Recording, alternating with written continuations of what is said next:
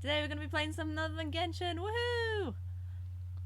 Okay, so Final Fantasy XIV. I've been having like these massive cravings to play it recently, and I don't know why. I think it's because I've seen like a lot of people draw their OCs and stuff from Final Fantasy XIV, and I was like, oh, MMO kind of game. Haven't played it in ages. Can't even remember what happened because I got to level 14, level 15, stopped playing, and I don't know why because I don't know. I can't remember if I actually enjoyed it or not. It was kind of one of those things where I was like, yeah, I'm kind of having fun, but then just put it down and then never played it again. Oh, I left it on the menu for too long. Okay. Right, there we go. Okay. So, let's get on with it. Right. I do actually have a backup just in case the queue times are a little too long. I haven't played this game for a while, but last time I remembered that getting into this game was horrible. However, I think this was around about the time that Endwalker was released, I think.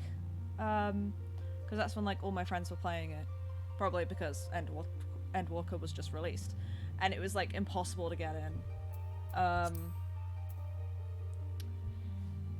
So, thankfully, I say thankfully, I don't actually know yet. Hopefully, because it's been a while since any kind of expansion was released. I can't remember what the last one was. If it was, and I think there's been one since Endwalker, but I can't remember because I don't play this game very often and I'm not like an avid player of it. But I think it should be good, but we'll see. Okay, so we've got world selection. Okay, there's light. Why do I want to make a new character, but I remember there's like light and dark or something like that, but apparently like I can only pick light now. I thought you could pick between them before, but I don't really remember. I'll just go with Odin, I guess, because that sounds cool.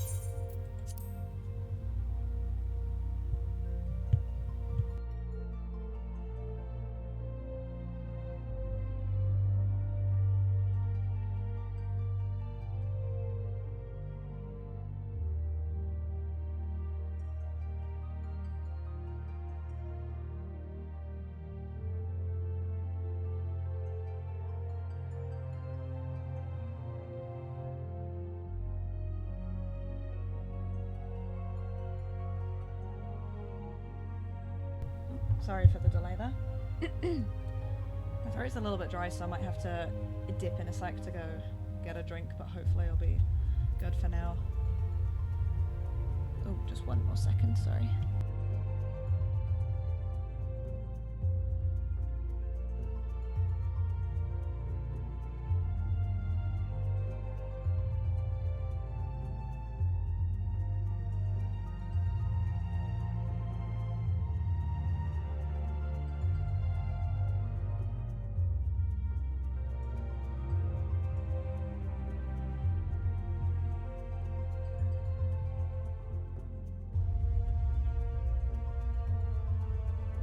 Basically, I realized I have no way of seeing chat or anything, so, whoopsie.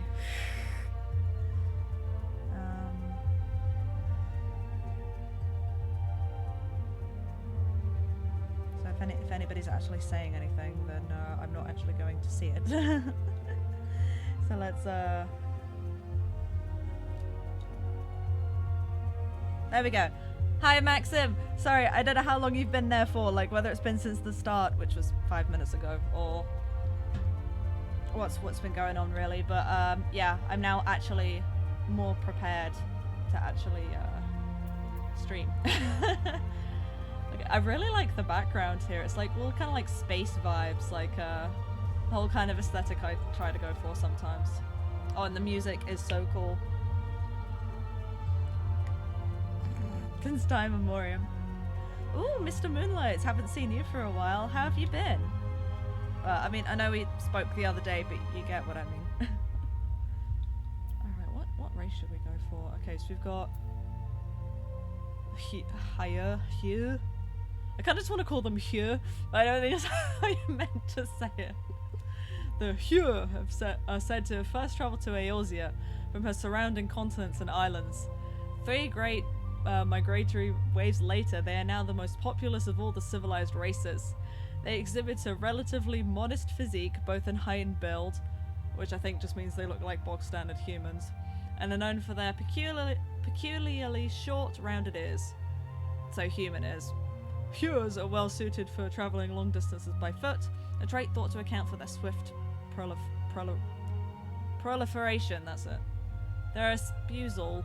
Why are Square Enix like wearing using such big words? I'm not used to such big words. Their espousal of an eclectic variety of languages and traditions is a legacy of their diverse heritage, as is their resulting lack of a unified cultural identity. All I know is that I learned some new words in that paragraph. Okay, then we got Elezen. Elezen? I don't know. But these look like the elfy people.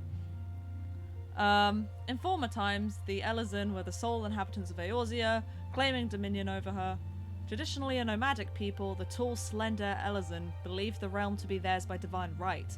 Unfortunately, this belief made the eventual appearance of the Hyur in their multitudes akin to an invasion, and a long history of conflict ensued. Yeah, I'm gonna keep calling that race that from now on, by the way, because it just sounds too funny. Ultimately, the Elezen diverged into 2 clans that exist today. The Wildwood Elezen took to the forest to protect their homeland, while the Duskwhite Elezen withdrew to Cajun subterrane, opting instead to avoid all contact with any but their own. Okay. So, yeah, it is pretty much like FF14 version of an elf, I guess. Like, I guess kind of like high elves and whatever the other type of elf is, I don't know. Oh, we got the midget. Okay. Lalafell. A wee people sporting short, rotund. I've never heard the word rotund before, but the Lalafell appear as no more than children to the eyes of most. Many of these nimble little folk hail from the islands of the South Seas, where they practice a simple agricultural lifestyle. It was not until the opening of maritime trade routes that the gradual migration of Lalafells to Eorzea began. Now one of the most well-established races in the realm, Lalafells can be found in great numbers in nearly every city. Although Lalafellin culture places great... Wait, is it? Oh, okay, Lalafellin must be kind of like the adjective or something. Okay. Didn't even know there were different adjectives of Final Fantasy XIV races, but... the culture places great emphasis on blood relations. Individuals are known for getting along amicably with members of all races. Okay, cool. Yeah, low elf. These guys are the low elves, okay. Oh, cat people! I have to say, like, I really like the cat people. I don't actually know how to pronounce their race, though, if I'm being honest. I remember, like, I think my previous character, when I used to play in the past, was a cat character. She looked, like, really cool. I'm pretty certain that this is kind of like the character that made a cameo appearance in Final Fantasy XV. There was like a Final Fantasy XIV event, and I didn't actually play it because I'd stopped playing 15 by this point, but it was kind of like a cameo event where this random character from 14 just randomly appeared in a random way of true randomness. And I remember her kind of wearing a similar outfit to this, so I think she was supposed to be like a cameo version of like the player character or something. She had a name and everything, but I don't remember what it was. But yeah, she was like a cat character who looked really similar to this and even wore the same outfits. Oh, that's her panties, I think not. The ancestors of the cat people made their way to Eorzea during the Age of Endless Frost, traversing the frozen seas in pursuit of the wildlife upon which they subsisted. Adaptation to a hunting lifestyle has fashioned them with a keen sense of smell, powerful legs, and a tail which provides them with exceptional balance. Cat people are known to be very territorial, and many individuals tend to lead solitary lifestyles, particularly males. I gotta say, the male cat boy is really cute. Wait, he looks like Set from League of Legends, but with a tail. Oh. Okay, oh, we got orc people that aren't actually orcs. Rogadin? I'm just gonna go with that. Okay.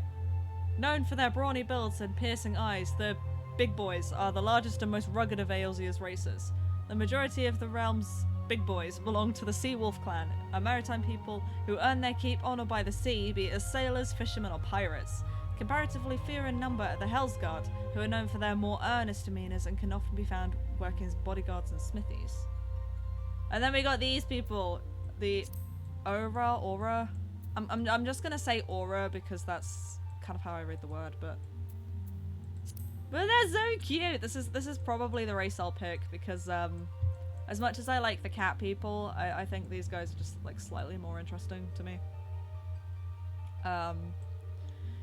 The carved horns and beautifully patterned scales that characterize the aura oft give rise to speculation the members of this pure-like race, native to the far eastern continent of Othard, are, in fact, the progeny, I think that's how you say it, of dragons.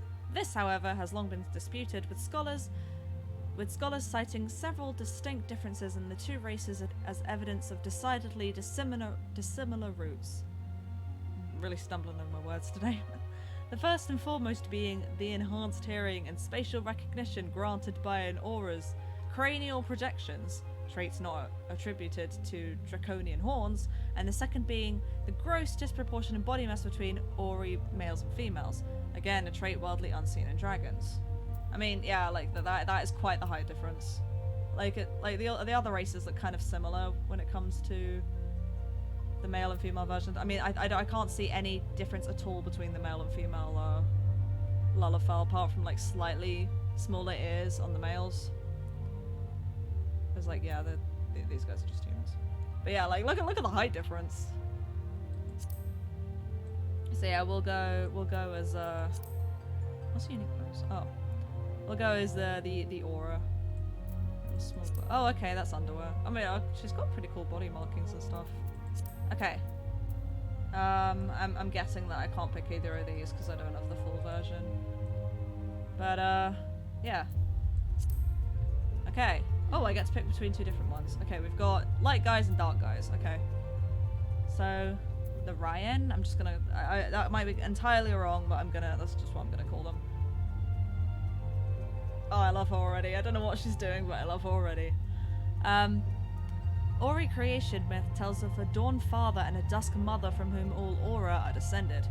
The Ryan believe their veins to run thick with the blood of the former, their brilliant white scales and iron will serving as proof of this divine lineage. Unlike their sister clan, the Xaela, who bloody land with endless tribal conflicts, the Ryan have embraced a life of tranquility and solitude, long abandoning the nomadic lifestyle of their ancestors to settle the deep valleys of Othard's mountainous eastern reaches. I need to actually like slow down because I'm reading so fast my brain can't actually process what I'm saying. Only on rare occasions will one emerge from the valley mist to seek adventure in realms afar. And then there's some attributes like I don't really care about at the moment. Okay. And then we got the dusky people. Okay, so Xaela are the opposite. Unlike their sister clan, the Ryan, who lead solitary lives hidden behind the savage peaks of Othard's eastern reaches, the Xaela are free spirits who roam the vast western steppe in close-knit tribes, hunting, gathering, and warring as their ancestors have for countless generations. Okay, so we've got like traditionalists and not traditionalists, I guess. I forgot what the opposite is. Wait, which one has the nicer scales? I'm only checking out the scales, okay? Nothing else. Okay, this is as far as like I can zoom into the face. So the scales change, like apart from the ears. Oh, the droop of the horns. Yeah, they kind of do. They kind of change on the face as well. I think I played, like, I remember I had two characters. I had Catgirl and I had Ryan Aura before, because like I really liked like the horns and stuff. So I think this time around I'll play a Xaela. Okay. Let's put our clothing back on. All right. How tall do I want to be? Okay. Well, she's still not like crazy tall if I make her like the tallest, so we'll go with that. the thing about FF14 is that there isn't really that much difference between some of the things in the character creator. Like, big booba are pretty much just the size of normal booba in real life. Yeah, so I don't know. We'll take the big booba. Why not? Tail shape. Okay. Oh, we can go for like more of a draconic kind of tail, I guess. Like kind of reptilian. I kind of like this one because of like the really spiky scales. And then again, this one's got like a really cool spiky tail. And then it gives me kind of like Leviathan vibes from Final Fantasy. That one's a bit boring in comparison, and that one's a bit too much like a dinosaur to me. So I think I'll take this one. Tail length. Oh, do we want like a really long tail or a really short tail? You know what? Long tail. We can, I don't know, maybe like stab people with that. I don't know. Oh, okay. So we've got the option of having like ears similar to the, or like ears, horns. I don't know. Similar to the other one. Wait. Oh, these are presets, right? Okay, so we'll be able to change like the horns anyway. I kind of want to like make a custom face though instead of the presets because I'm not really a big fan of any of these. So we'll just go with that one for now. Skin color. Is there any that's kind of like? I'm trying to get like Bunbun's kind of purple but not purple skin tone, but I don't think it really exists here. I guess the closest would kind of be that, which is more of a grey, but or maybe this, which is like just really pale.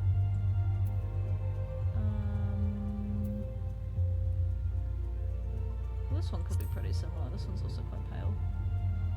Alright, we'll go with this one then. Hairstyle. Well, this one's interesting.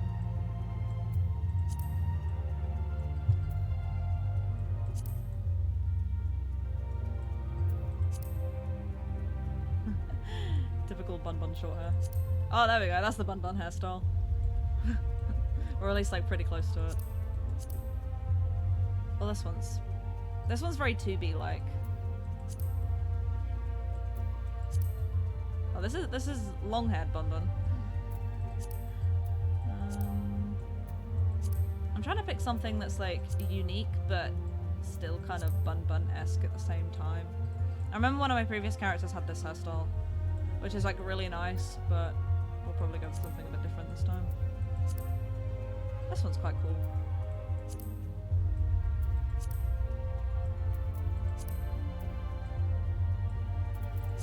Oh, this one's also quite cute. Oh, it's just a normal ponytail.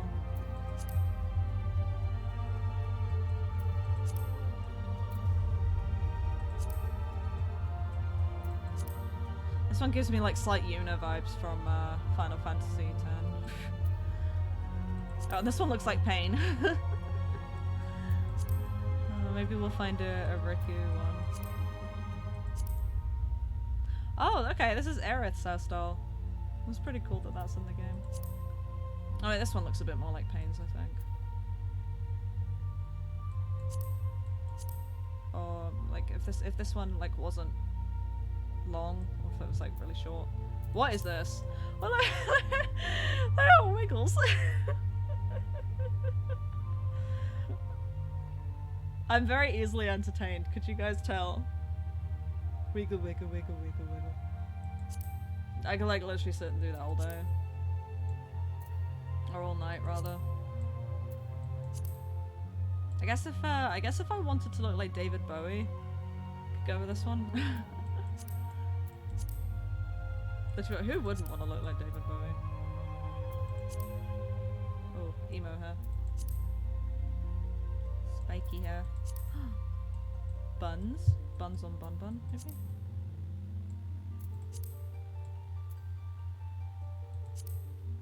Okay, that's all the hairstyles. I can't actually remember which one was my favourite.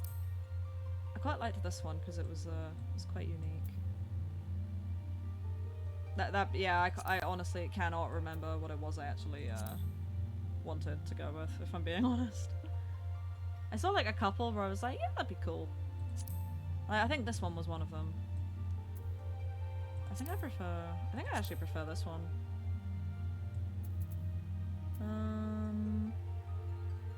Bunny Stardust. We could go with Aether. I don't know. I mean, I do kind of want to go with this one with the wiggly. But like I don't know. I kind of want like my character not to look too stupid. I mean, it doesn't look stupid. I'm not trying to offend anyone who has this hairstyle in real life. It's just the fact it wiggles. Like I can't take it seriously because it wiggles. Wiggly hair. No, okay, we'll go with this one I think, because this one seems pretty cool. Okay. I changed the. Oh, there we go. Is there an option for blue hair? Please tell me there's an option for blue hair. I mean, there is sort of blue hair, but it's like the wrong shade of blue. I do remember that FF14 is like kind of limited with colors in a way. Ooh, I guess we can go with like the ends being pink. It's like a really dull pink though. I kind of want it to be like a bit more vibrant, but I don't think you can get more vibrant blue, pink rather. Go with that's dark. I mean, yeah, I'm gonna try and change the environment because I can't really see her hair color too well, and that really doesn't help either. These are some cool backgrounds though. I'm just trying to see like her hair color.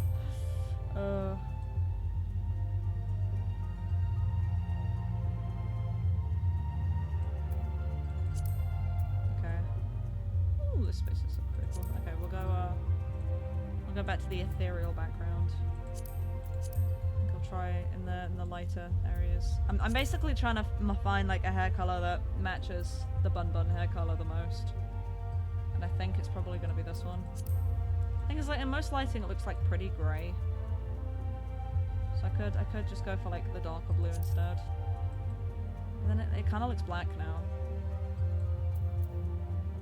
I think we'll go with this blue. It's a bit greyish, but it's fine, I think. Okay, ooh. Oh, these are the jaws, okay. I have to admit, I don't really see much in it. So, I guess we'll go with type 2. Ooh, eye shape, okay.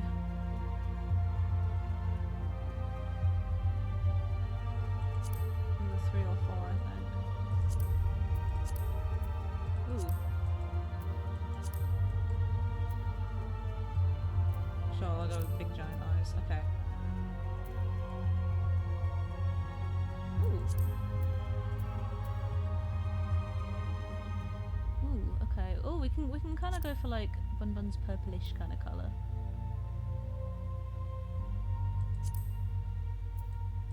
And then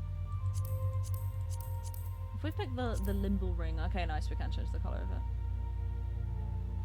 They really aren't a fan of blue, are they? I'll go with that, I think. I'm just trying to see my character's eyes a bit better. Okay. There we go. Okay. Eyebrows. How angry do we want to look?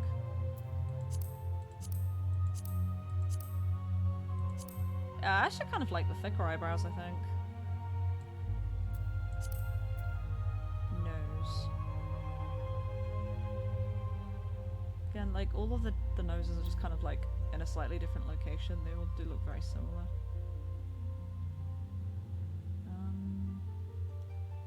I have to admit, I don't really know which nose to go for because I'm kind of failing to see the difference between them. I think I'll go type 3.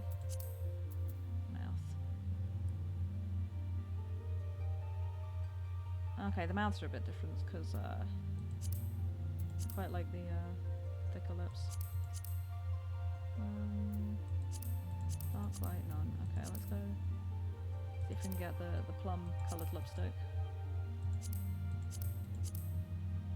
Okay, we can't really, but no, I think that's the closest I'm gonna go. Ooh, okay, we can just like put extra markings on.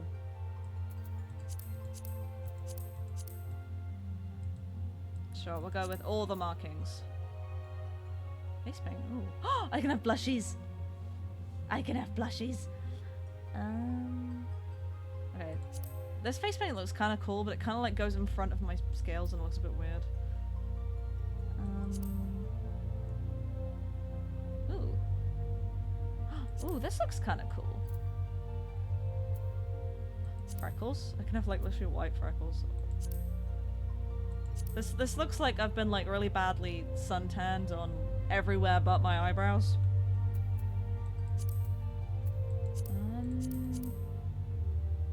I actually kind of really like this.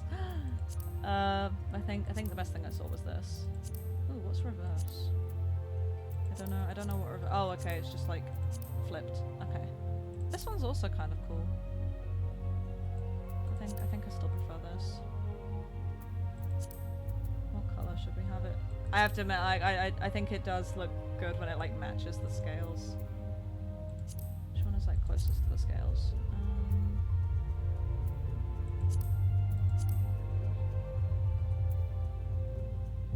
Maybe what if we go for like purple instead though? Nah, I think I prefer black. Oh, the fun part of the voice. Hey, okay, this is what happens every time I start a new MMO, okay? I take forever on the character creation. Like, we haven't even got to classes yet. I mean, like, to be honest, like, Final Fantasy XIV's character creator doesn't take too long. Like, if this was Blade and Soul, it would take a lot longer. But, I haven't actually started Blade and Soul yet, so you're spared of this for now, Maxim.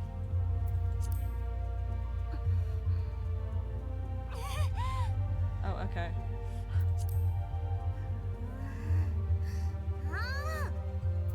That one's a bit high-pitched. That one sounds like Maxim.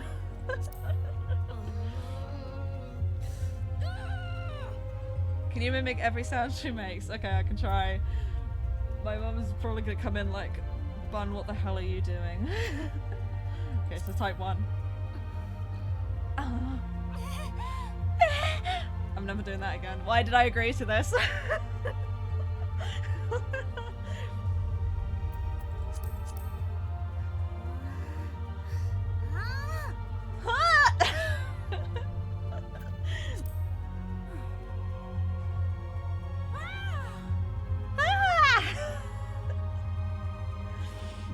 It sounds like you, Max, and whenever you see something you really like that's really cute, you go like, "Ah!"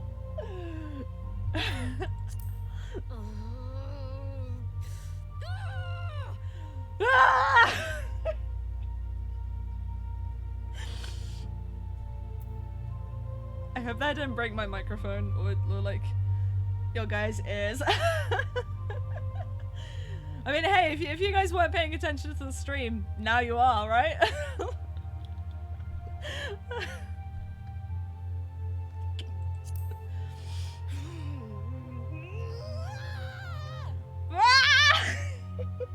Okay, that one didn't sound similar. Maxim, do I have to do the other 7 of these? There's 7 more, I don't want to do it. Yes, you have to do them, okay.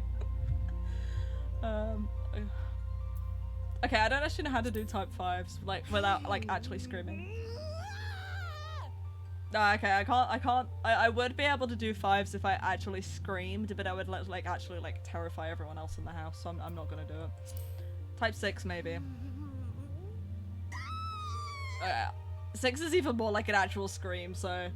If it sounds like an actual scream, I'm not gonna do it, only because I don't want, like, my mum to run in thinking that I'd, like, fallen over again and, like, really badly injured myself. I've already got, like, a very injured body from falling into a radiator yesterday. That was enjoyable. For the floor, I guess. I actually broke, it's like one of those standing kind of like heater radiators, like portable ones, and I actually broke the leg on it. Because I literally like landed on it to the side. I mean, I say I badly injured myself. It's more the fact that I'm covered in a lot of bruises. I'm not like in hospital or anything. I'm not streaming from hospital.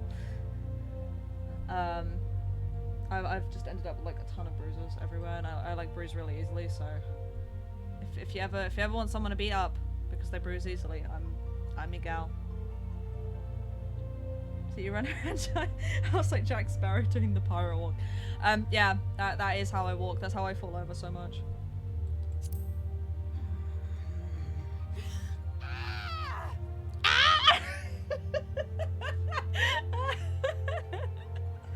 You know, I'm so glad that my mum's not actually asleep because this would wake her up 100%.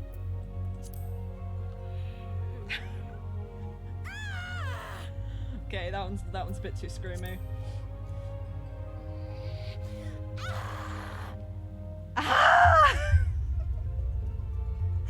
Oh god, number of viewers have gone up like literally as I'm doing this. Okay.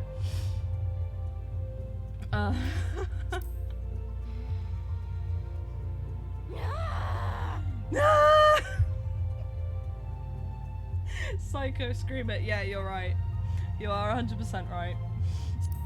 A piece of my soul dies every single time I do this. Like, this kills my soul more than voicing Paimon in Genshin, okay? Like, when I have to read out Paimon's non-voiced lines in Genshin Impact, this hurts my soul even more.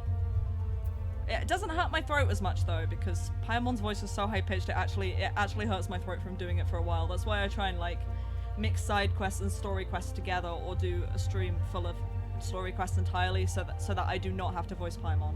That is the sole reason. Ah! Oh, I think that one actually peaked the microphone. Oh, I am so sorry to everyone but Maxim who has asked me to do this. No, wait. Everyone but Maxim. Because Maxim asked me to do this. There we go.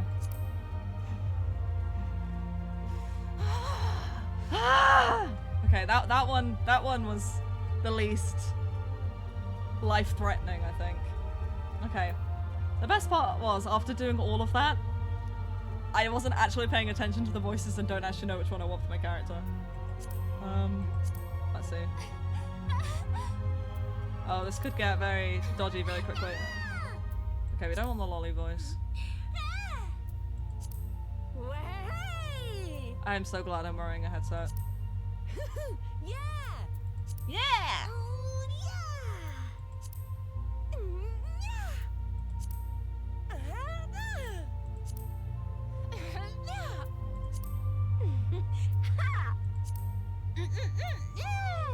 What was that?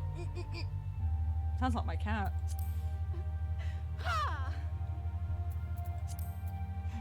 Okay, what was type 4? Because I kind of played type 4. Okay, that's me on the inside. Yeah, we're going with type 4. Right, okay, I think we're actually done now. Sure. Okay. Now I need to pick a birthday. I don't know. Should I just pick a random date? I quite like the 32nd because it doesn't exist in our real world, so I'm gonna pick the 32nd of... Oh, okay, so there's like still 12 months. For some reason there is 12 months and 32 days. So there we go, we're going with the 32nd of January. Okay. Oh god, I'm gonna butcher all these names as well, aren't I? Okay. Halone or Haloni. I'm just gonna call her Halumi.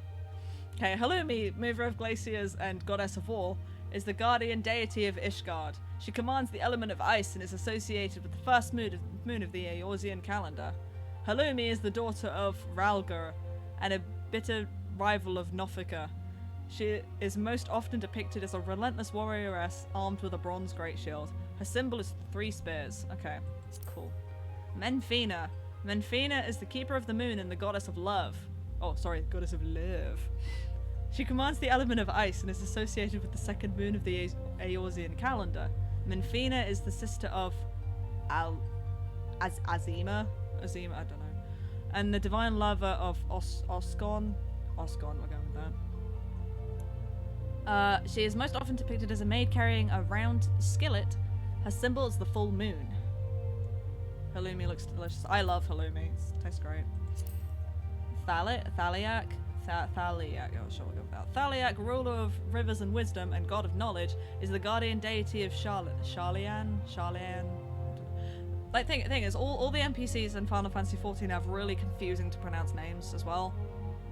So, I hope you guys are ready for just terribly pronounced names. Oh, hi there! Welcome to failed Final Fantasy XIV. I don't know if your first question is, why is she butchering these names so badly, or why is she in her underwear? It could be either of those, to be honest. Okay, where do we get to? He commands the element of water and is associated with the third moon of the Eorzean calendar. The only word I know how to pronounce is Eorzea because they said it in the trailer.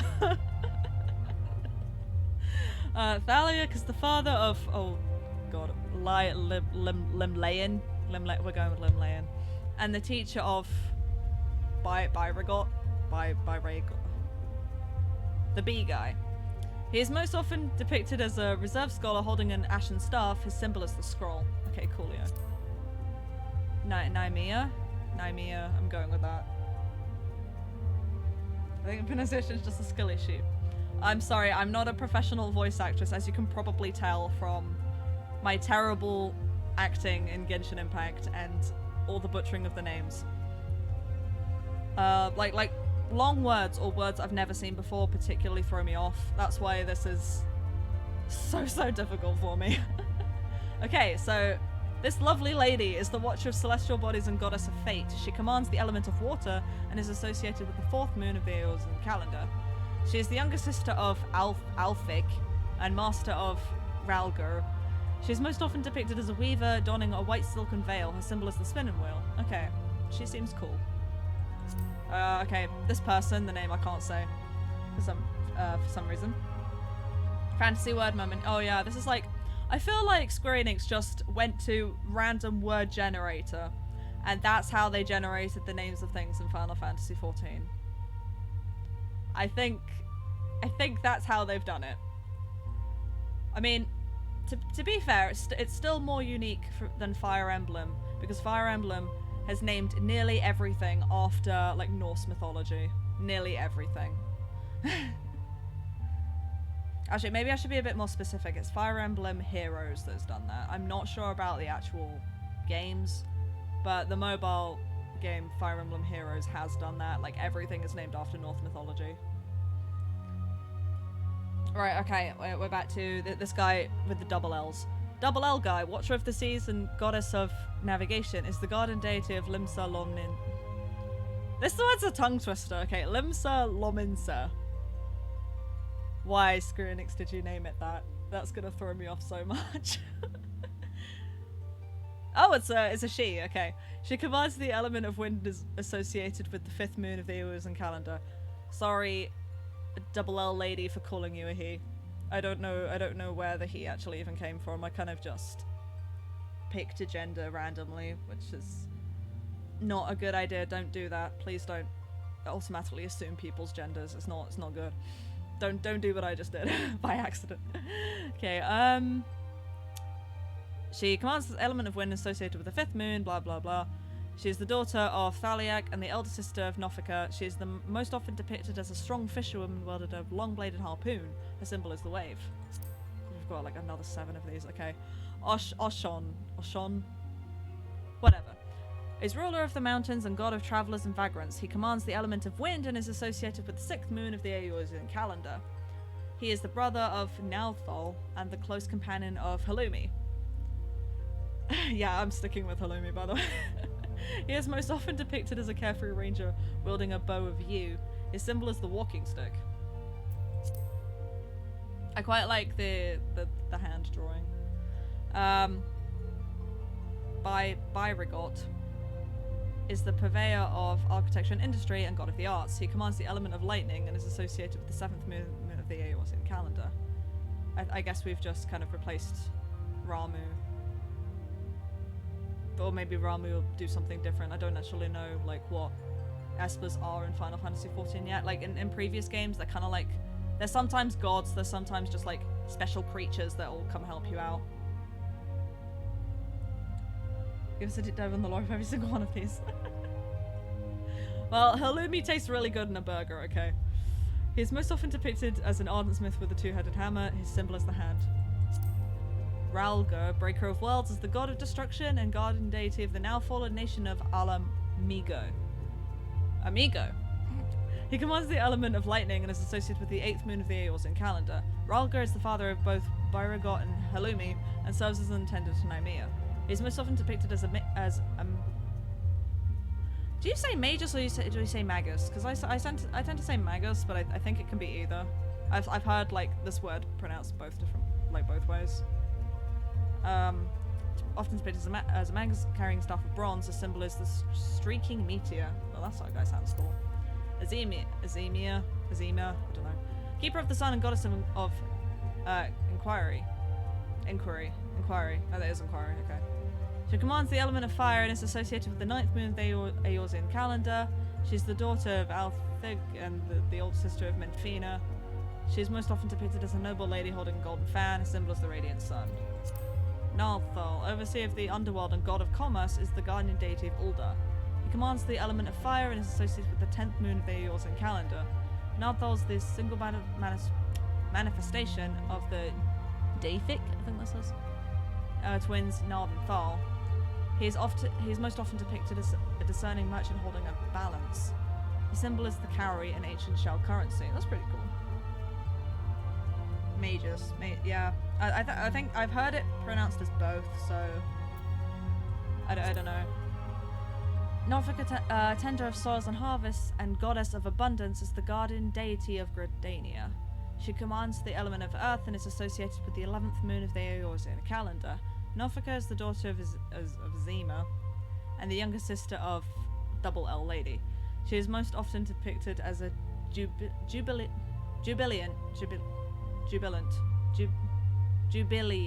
No, okay. Just happy farmer holding a scythe of steel.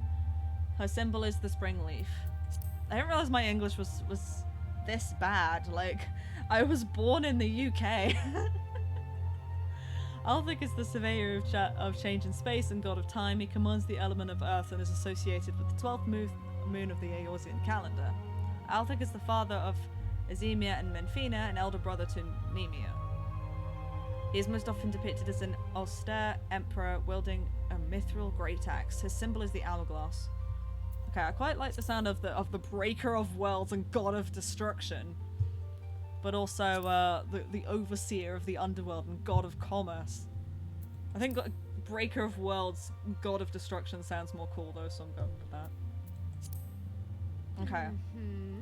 Right, I'm not going to read out what every single class does, because otherwise we'll be here forever. So it looks like Disciples of War are like the physical kind of types of characters, like physical damage. I will give it everything a quick read though, so I actually know what it does. Okay, so Gladiator is like self-explanatory pretty much. What about this person? I'm gonna change the background because it's actually kind of making the text kind of difficult to read. That's the Gladiator again.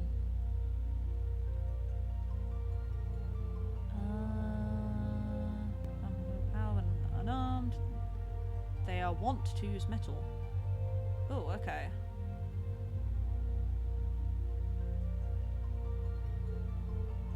Marauder. Actually, wait, okay, I can kind of look at the weapons that each character has to try and, like, kind of figure out what they do. Okay, so Gladiator has a sword. Makes sense. Big axe person. That is one rusty axe. Wow. Okay. Marauder, pirate, makes sense. Okay, a Lancer. I remember, like, I think I played a Lancer in the past, but that's because, like, I really like Final Fantasy Dragoons. They're, like, so cool, like, their dragon armor and everything. But I think in the end I actually didn't really enjoy actually playing the Lancer playstyle that much. If I'm being honest, I can't actually remember. Archer, self-explanatory. I'm gonna skip past that because it makes sense. Conjurer. What does this do?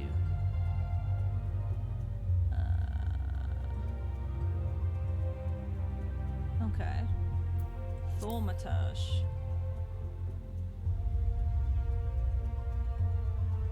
Ooh, this one looks pretty cool. So, what's kind of the difference between these two?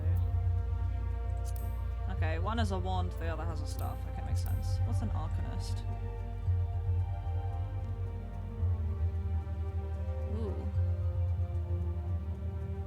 Okay. Ooh, okay, you can summon Carbuncle.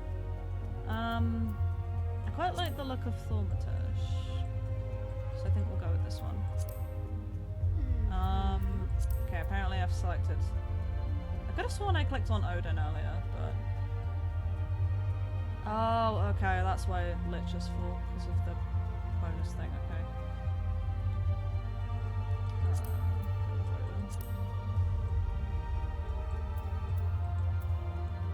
I could have sworn like you originally had the option to pick between light and dark though. And now I seem to only have the option of light, but I don't know. Oh okay, like this world's data is recommended for residents of Europe, okay. Maybe the reason why I didn't click on dark in the past is because that was like North America or something. I don't know. Okay. Okay. Bunbun. Bittersweet. I'm gonna be so sad if this name's taken. Okay. I nearly typed in Bittersweet Bunbun again, so the name would have been Bunbun Bittersweet Bunbun. Okay. Looks like the name's all good. I've just noticed my character's still not wearing any clothes. Oh, she is really happy. Okay. Guys, we can actually start playing. Oh, okay. So, turns out we were actually locked out by the queue time, but since it's only 9, happy to sit and wait. I wasn't sure if this was going to happen, so I did have a backup game just in case. I wasn't actually able to get into Final Fantasy XIV. Hi there! Welcome to the stream!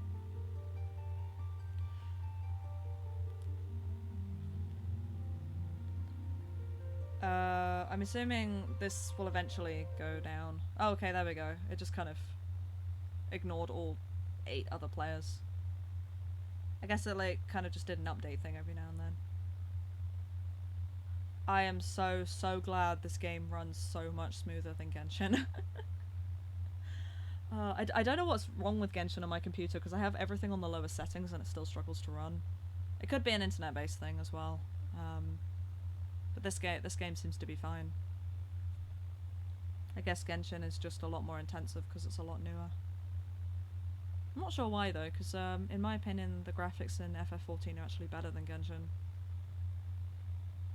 This game is more based in Genshin, I know. I mean, true. I unfortunately am quite addicted to Genshin still, so yeah. I haven't played Genshin in a few days though. I've been good.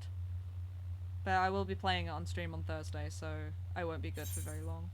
Oh, connection with the server was lost. Okay. Cool. Brilliant. Hi there, welcome to the stream. We haven't actually started yet. This is like my first time on stream playing Final Fantasy XIV. And as soon as I was about to get into the game, it kicked me out again. So hopefully this won't take very long because I do really want to play the game.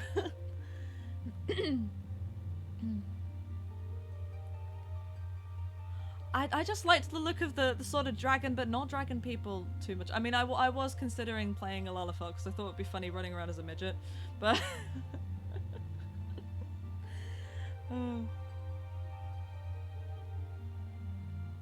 Okay, am I actually gonna get into the game this time? Oh yeah, I've just noticed your username puts Lala in cages. Is that what you do with Lalafells? Put them in cages. You get weird encounters as a Lalafell. Oh, that is tempting, but I'm not gonna go back and make another character only because all 50 minutes of this stream so far I've just been on character creation, and I feel like most viewers will, who have been here since the beginning of the stream, will actually cry if I start again. I was like so worried for a sec that I was gonna get kicked out again because of the internet connection. Well, there I am. I'm floating.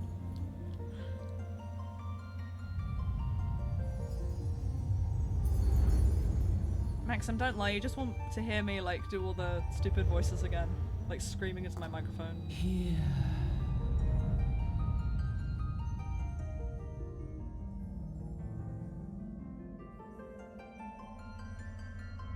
Here.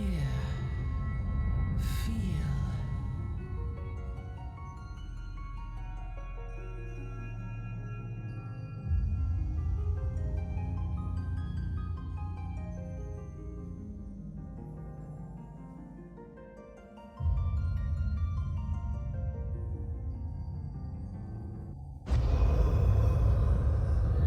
Oh shit, that scared me. Oh, that doesn't look good. Here. Feel. Think.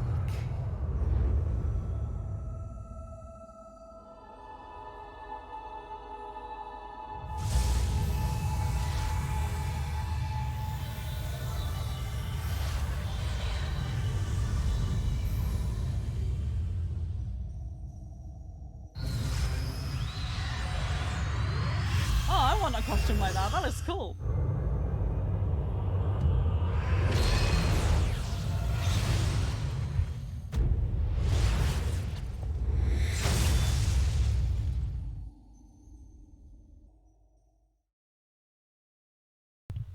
Lalafels are not food, they are our friends. That's why we put them in cages to protect them from others and themselves. You sound like that shark from Finding Nemo. I think, what was his name, Bruce or something? Fish are friends, not food. Is that how you see Lalafels? What I did as a Lalafels was dress up as a beggar and I was trying to people for food. I mean, if it works, if it works, it works. Hey you. Okay, wait. What? I mean, I just pressed space automatically because I assumed it was. Okay. Oh, okay. I guess I have to click. It's not like another. I want to get rid of the chat box, but okay. It's not going away. You all right, lass? You were moaning some fierce for a while there. Feeling the effects of the ether, I reckon. You'll get used to it though, don't worry.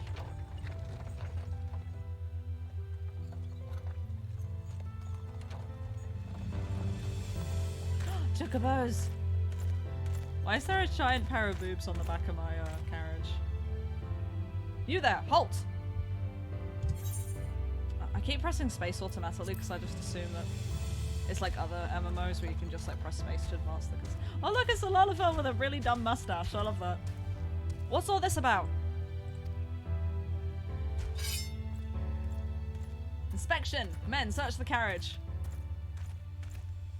Okay, but is it not like really inefficient for all those guards to have a mask in front of their eyes that only have a few holes that let them see? Because aren't they gonna like only see the parts where the holes are?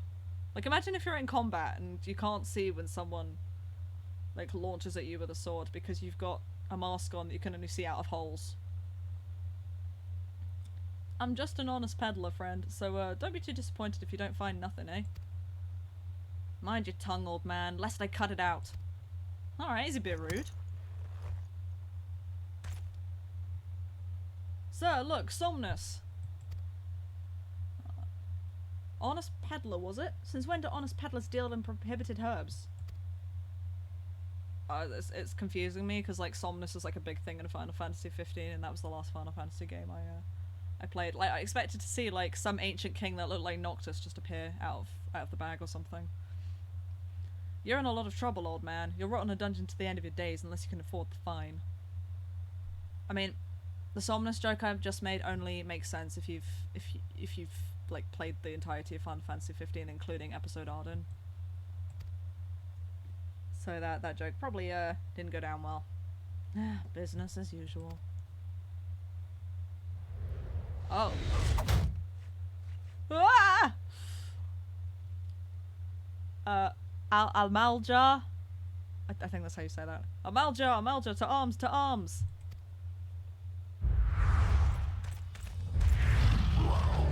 Oh, that doesn't look good. 7 hells. Consider this a warning. Now go, all of you.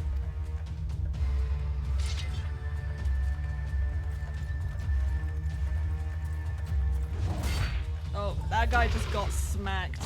He got full on yeeted.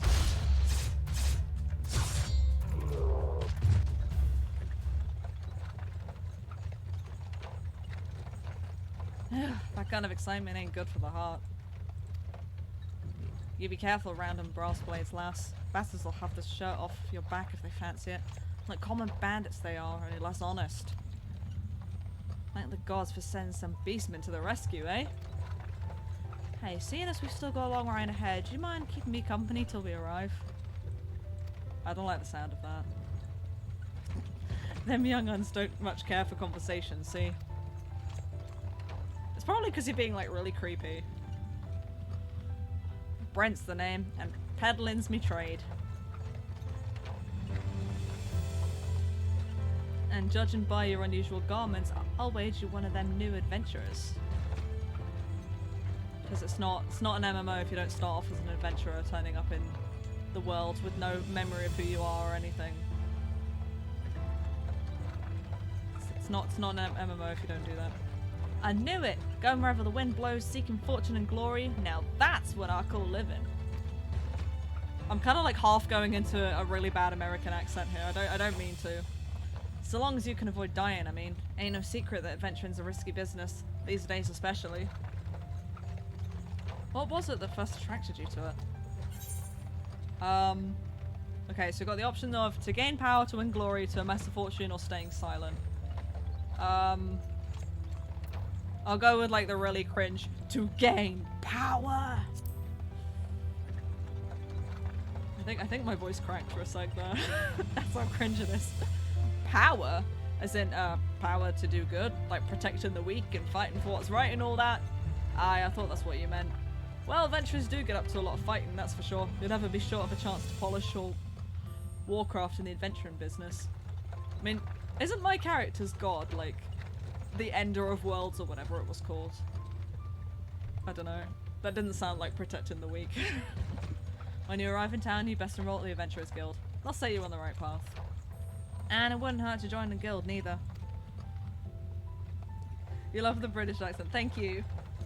Thank you. It's all natural, unfortunately.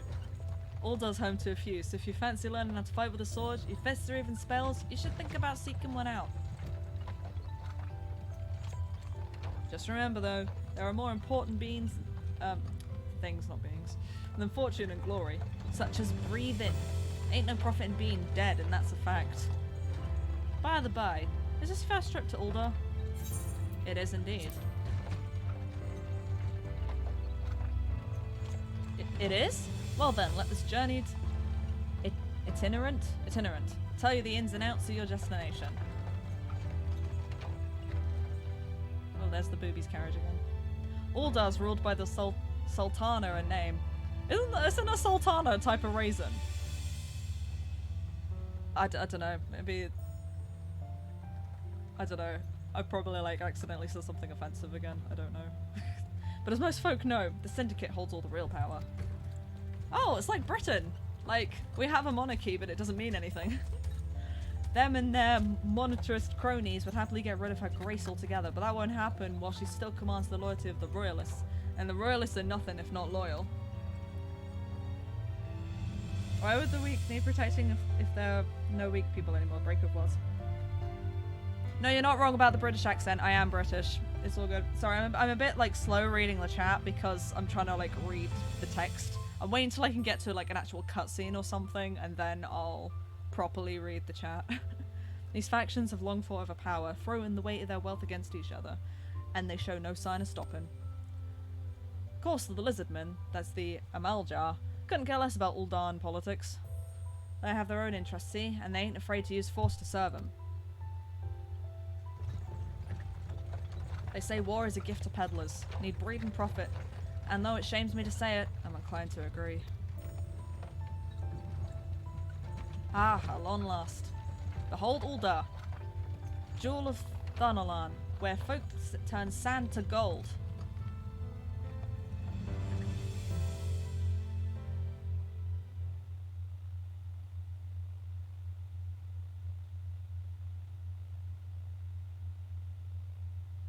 Oh, I see what you mean by the Lullafels and cages now. I've actually, like, had a chance to Deep actually in read the that. sun-baked south, surrounded by the shifting sands of an endless desert, she rises. A solitary rose amidst the dust and rock, a symbol of defiance. Her name, Ul'dah.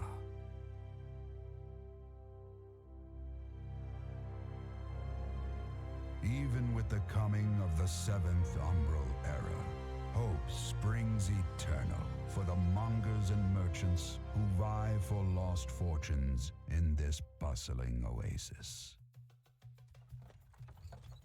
As the twin faces of Ul'dah maintain their vigil over all that has been and shall be, the present proffers a brave soul.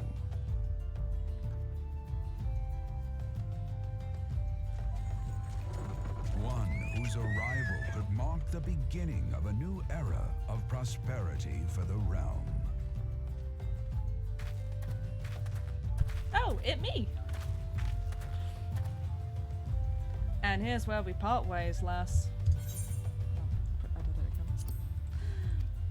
I'm off to the markets to deliver me wares, then it's on to the high road for me. Here, I want you to have this, by way of thanks for putting up with me prattle.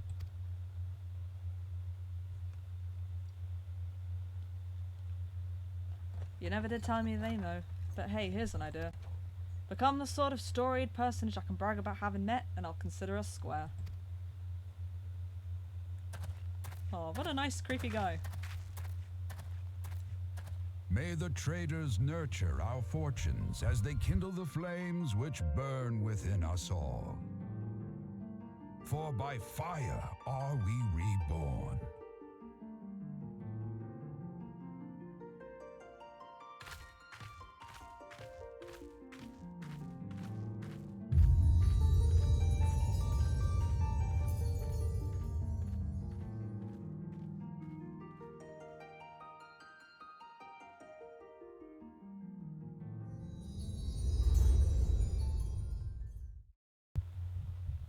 Cool.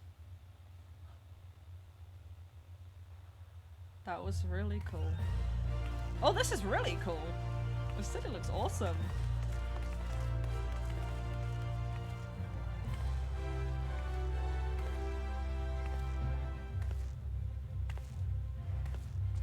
Wow, I'm having a protagonist moment.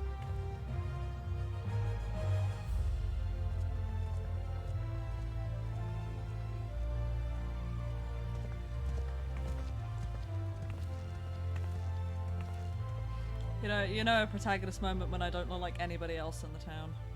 Oi, venturer, over here. Well, that guy does not look suspicious at all. I mean you. Fresh off the carriage by any chance? Eh, how can I tell? Ha! Because I look like the protagonist. Name's Wyman, and my business is known every bugger else's.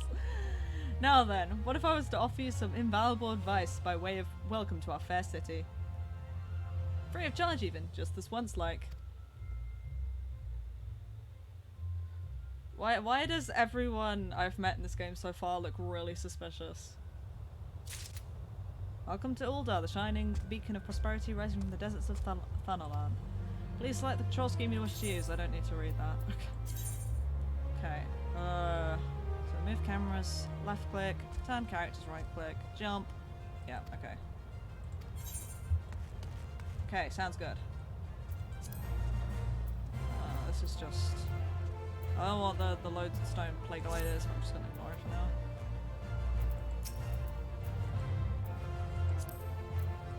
Wait, do I need to be a bit closer to it? Okay, we've got to register ourselves with the Adventurers Guild. 'Tis plain to anyone with eyes that you don't know your way around here. If I let you go wandering off down the nearest dark alley, you're certain to get mugged or worse, and I don't want that on my conscience. So before you do anything else, you want to head over to the quicksand and speak with Momodi. She is the master of the Adventurers Guild and can set you on the right path.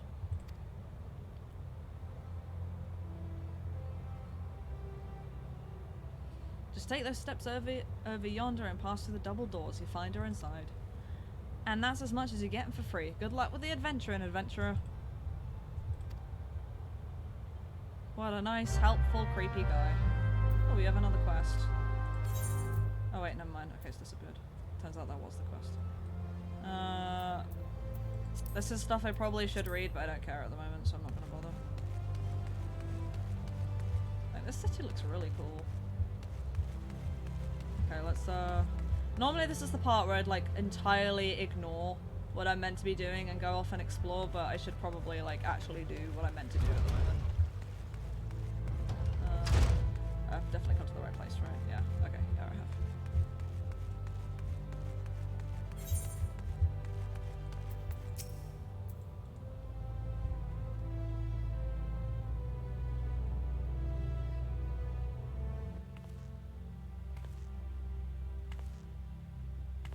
She seems very angry at that book. Why, hello there! Who might you be? If you're looking to join the Adventurers Guild, you've come to the right place. Name's Momodi and I own this fine establishment, if it please you. I also manage the Adventurers Guild here in Ul'dah, so you might say that looking after green adventurers like yourself is my vocation. And lucky for you that it is. Without someone like me to steer you right, you'd soon find yourself in the middle of nowhere, caught up in business you don't understand. That's just me normally. Like our conflict with the Ul'dah, for example. They've been plaguing the Sultanate for nigh on forever now. Then there's the Garlean Empire. None can say for sure what they're plotting these days, only that they are. Aye, the people drink and make merry, but underneath it all there's worry. Worry and a lingering feeling of loss. And little wonder. It's scarce been 5 years since the Lesser Moon cracked open like a giant egg, releasing an abomination intent on turning the realm into an 8th hell. Okay, wait. I've actually heard a tiny bit about Final Fantasy XIV's lore, right? I don't know the details yet, and you probably find out the details the more you play, which, you know, makes sense. But the question I immediately had, right, was... So they said in the kind of like the opening cutscene that I seem to have skipped, as in the big opening cutscene that introduces Eorzea and stuff, that the moon opened and destroyed everything, and the only thing that stopped the entire world from being like totally destroyed were like the Warriors of Light or something. So my question is, if they managed to stop the whole world from being entirely destroyed, but a large portion of it was still pretty much destroyed, how in the world did they manage to rebuild a city like this, and like the rest of the world, like Redania and all that? How did they manage to rebuild that in 5 years? I really want to know, like, is it at least one of those questions that gets answered later? Because it's gonna bug me if it doesn't. Because I just don't get it, like... Did they use magic to put it all back together or something? Is it that, you know, it killed off all the people but left the cities intact or something? I don't know. So much was lost in the blink of an eye. 'Twas like the end of the world had come at last. But then things begin to get foggy. Everyone's got their own version of what happened next, some of them 2 or 3. You'd think people remember something like that, but the fact is they don't. Nobody does. So what, is that just like a missing gap in memories or something where you just can't like remember that period, or you don't remember anything before that, or I don't know. There is one thing the survivors agree on though, the part played by a band of adventurers who laid down their lives for a realm that wasn't their own. They fought valiantly, and like so many others, they never returned. Deeds worth remembering, I'm sure you'll agree. It's just a shame our recollections of those brave heroes are as jumbled as those of the calamity itself. Whenever we try to call their faces to mind, it's like they're standing between us and the midday sun. Permanently silhouetted. I bet that sounds poetic to you, doesn't it? Well, it's not. It's bloody infuriating. But even if we can't remember them, we'll not let them be forgotten, so we call them the Warriors of Light. Hey, Swimming Link, how's it going? I am here, taking forever to do the beginning of Final Fantasy XIV. I think we've done probably about like half an hour of content at the moment, which is like character creation and then the beginning bit, like the beginning cutscenes, but I've stretched it out into an hour and 10 minutes somehow. And they'll forever stand as a shining example of what adventurers can achieve. That's why I welcome new arrivals like yourself to our fair city. Well, all I ask is that you lend a helping hand and try to leave Ul'dah in a better state than you found her. If you can promise that, I'd be happy to let you join the guild. Protagonist moment. Alright then, a promise is a promise now. I'm counting on your help to put the past behind us. We need people working and spending and bickering like the old days. And a happy and prosperous Ul'dah means more business for the quicksand too. Any road, let's make this official. Go ahead and write your name on the register, neat as you can. I'm gonna write it in like a giant scribble that's pretty much illegible.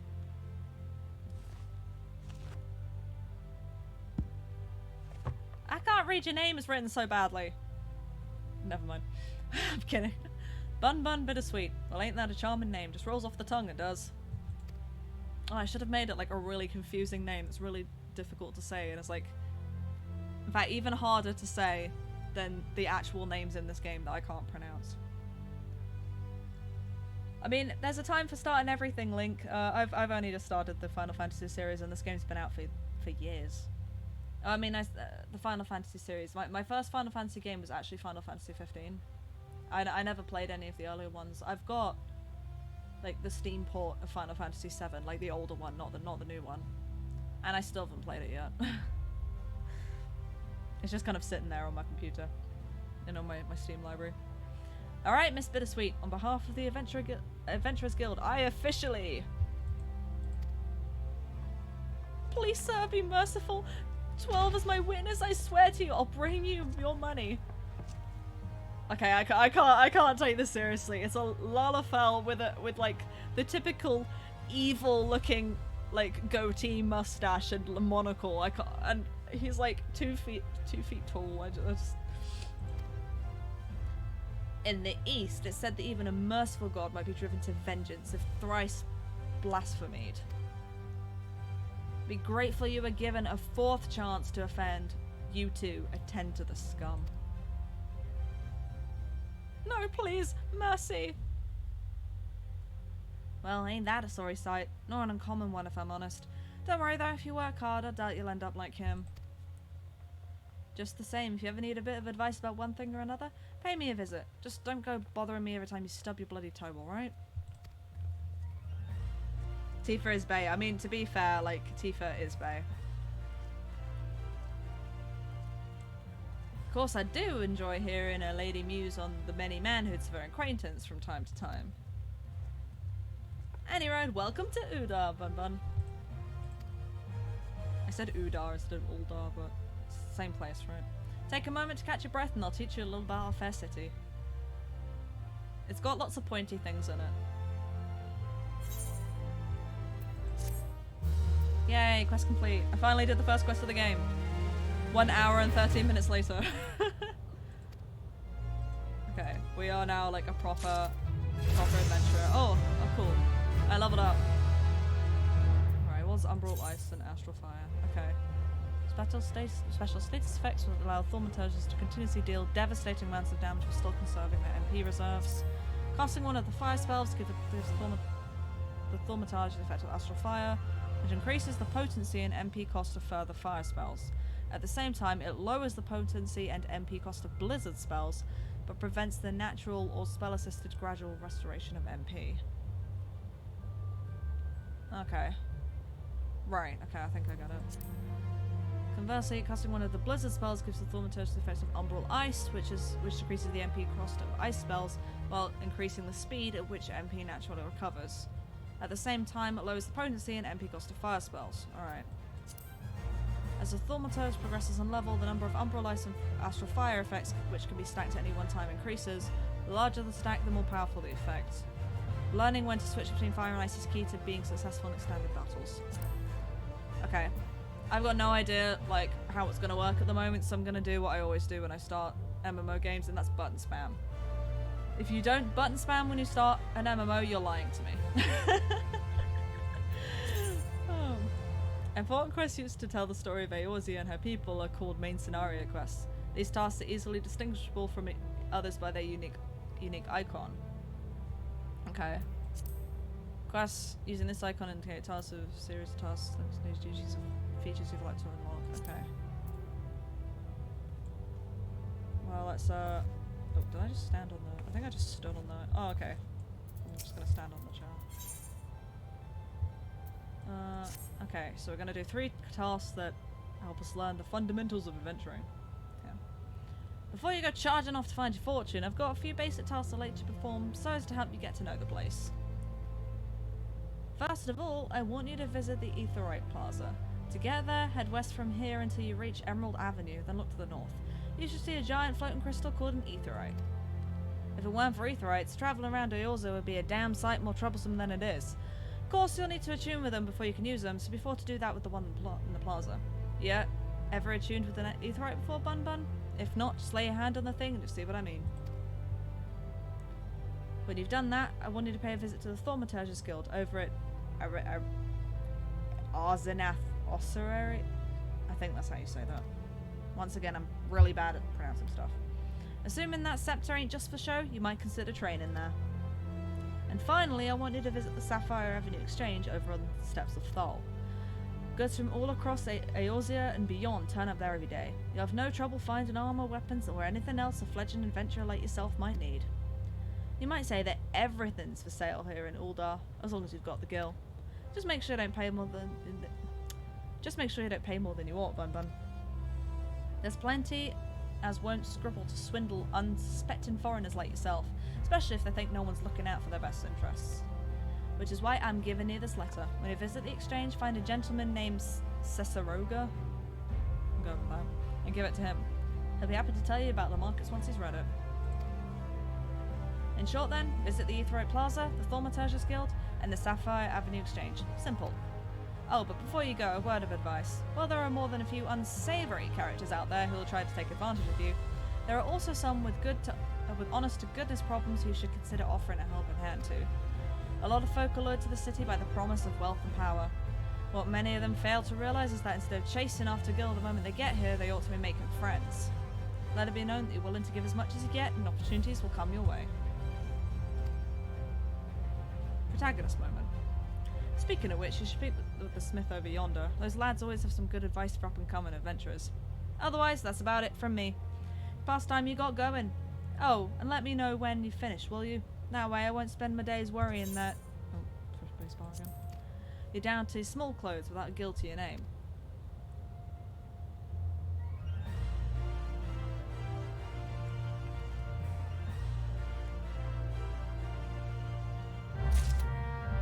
Okay. Time to do protagonist things.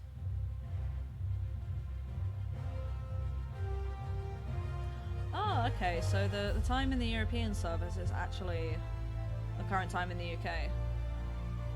Normally it's not...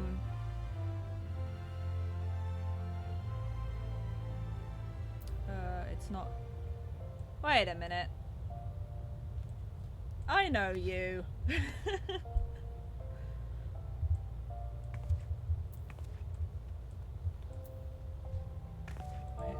I'm gonna assume this works. Okay, there we go. Even though I look like I'm like going right through you. I love the chicken hat.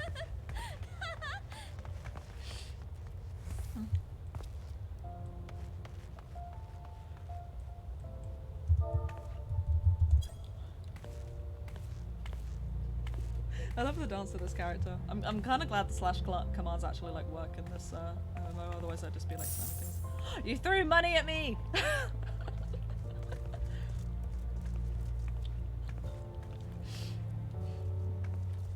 For those who've kind of just arrived in the last like few minutes or so. Akimaya was here in chat like a few minutes ago. If you didn't see her. So how long were you sitting there like waiting for me to finish that cutscene? Also, because I'm on the trial version, I don't think I can add you as a friend. I think it's really weird. I think you can add me as a friend and like add me to parties and stuff, but I can't do it the other way around. Oh wait, okay. Wait, how do I accept your friend request? Oh, there we go. It would help if I actually like read the screen. Oh, you're like level 90. I mean, that makes sense.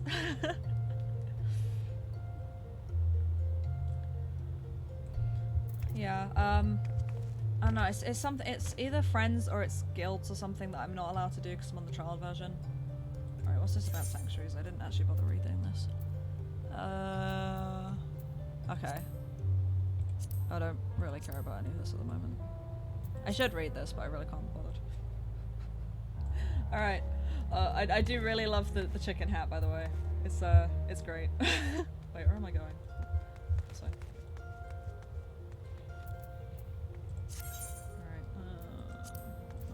What's this navigation? Okay, it's just the map. Okay, cool. Right, let's... Right, what's the nearest thing?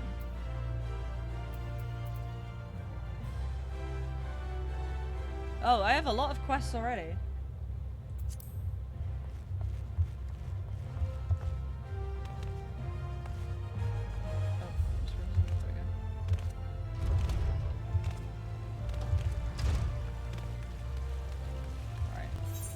I'll probably just start like picking up quests as we go along. So let's go this way. Because there's a few quests over here.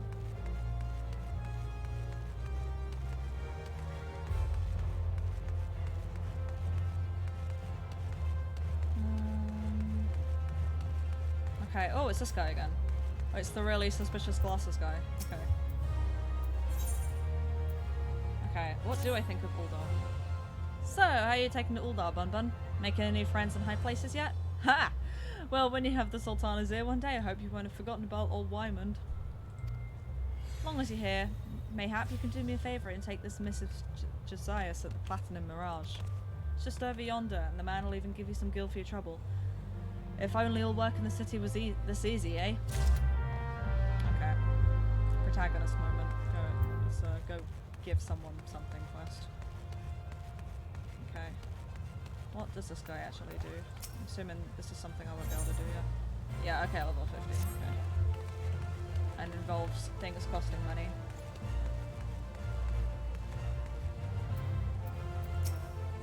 Jajakuta. Tell me, what brings you here, friend? Looking for a bit of work, perhaps? Perhaps some small job to add a little weight to that coin purse of yours, Well, you're in luck. The pugilists have just placed an order with me for several of the leather gloves and harnesses they use for sparring. But the traders are cruel, for I found myself lacking the hides required. Would that I had the pelts of a few snapping shrews. What say you, friend, Can I help a merchant down on his luck, Bring me 5 snapping shrew pelts and I promise to make it worth your while. You can find the creatures roaming around Central Thaumaturge. Okay, cool. I do like money, so... oh wait, we just passed the place that was meant to be going. I think? Yeah.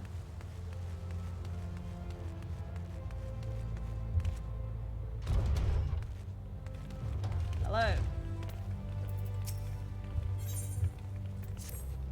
Hey you, I saw you looking at me. You got something to say, huh? No? Well, I do. You know Digilata? Short, broke, never pays what he owes. Yeah, that bleeding horse. Am I actually allowed to say these words on Twitch? I don't know. Tell them to pay up. Tell them to pay up, or I swear by the 12 I'll beat him so hard I feel like the second coming of Dalamud. If I see that little shite's face, I'll end up pounding him into a bloody pulp, like as not. So you go and tell him. Okay, well I don't know who that guy is, and he's got nothing to do with me, but sure. Do you have business with the Platinum Mirage this morning? Missive from Wymond. Alright, let's have a look. I don't need to actually look at this because I already know how to label items. And I skipped the dialogue by accident. Whoops. Oh, this? Well, you see, the guild is often contracted to provide protective services. Unfortunately for this particular petitioner, Wymond's investigation has revealed his finances to be wanting. Maybe adventurers like you don't mind working for free, but we have a business to run. I myself have 4 mouths to feed, so this bird will have to fend for himself, I'm afraid.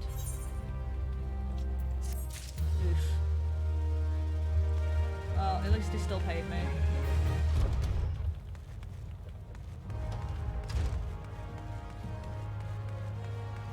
Alright, where to next?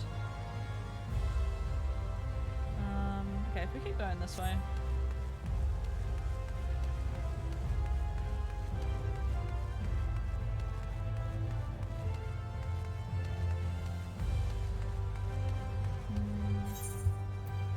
Okay. Oh, there's the Didalata guy.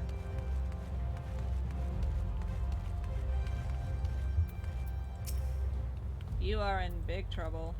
Oh, good gods be good. Geltha's good goon. Oh, alright. I'll give back every gil I owe. I swear it. But no more beatings, I beg you.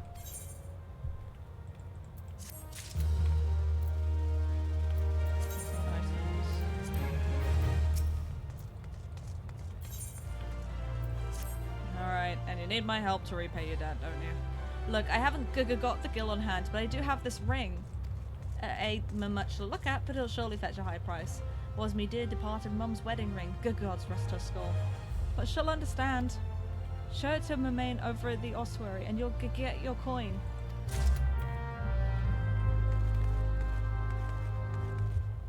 Right, where to next? Oh wait, kind of just past the area that I need to go into.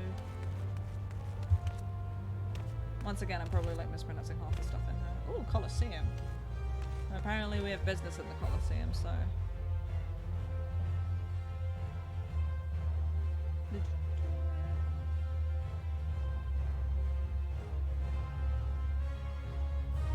This takes a long time to load. Oh no, not more Genshin long loading times. Okay, it's not as long as Genshin, I'm happy. Oh, okay, this is quite a big area. Okay, no wonder. No wonder it took so long to load. Okay. We will probably be here for a while. Oh, that's a very tall person. Genevieve, finally a name I can actually say properly. Ah! What have you done? Your kind has no business to even look at a lady such as I. Such shocking, unbelievable insolence. And now look at how my gil is scattered across the ground. Pick it up right this instant. Alright, okay. I mean, can I not just walk off with it? I guess not, because like I'm the protagonist and I'm supposed to do everything properly. Wait, how do I actually pick up things? Oh, right, okay.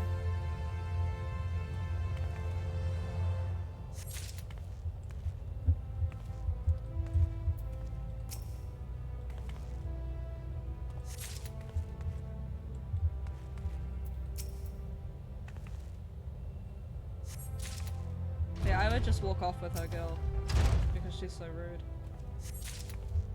I mean, don't do that in real life. If you make someone drop their money, don't walk off with it. Please don't. That is not good, and I don't want to encourage that kind of behavior because I would not do that in real life. But in a video game, I 100% would do that. My gil now, and there better be no missing. Okay, fine. Here's your money. This appears to be everything.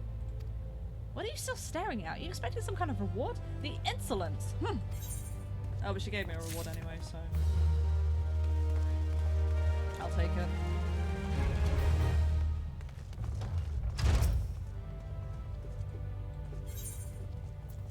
Okay. Goldsmith's Guild. Have you come to wish me luck? I appreciate the thought, but there's no need to worry. What? You don't know who I am? I'm the next biggest thing that's coming to the Colosseum.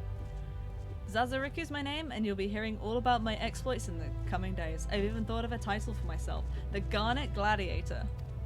Oh, which reminds me, I've yet to collect the circlet I commissioned from the Goldsmiths Guild. You wouldn't mind picking it up for me, would you? What's this guy want? Carried your ass in here looking for work, eh? Well, you're in luck. Just so happens I have a deed that needs doing. Wild ladybug's been wreaking bloody havoc on the outskirts of town. Something in the air of late's made him ornery as a rocks? I don't know how to say that. In rut. Ain't much for fighting on their own, but in numbers they're more of a match for any merchant who's seen more days at the teat than he has on the battlefield. Well, what'll it be? Fancy putting down 4 or so of the bloody buggers, or don't you? Okay.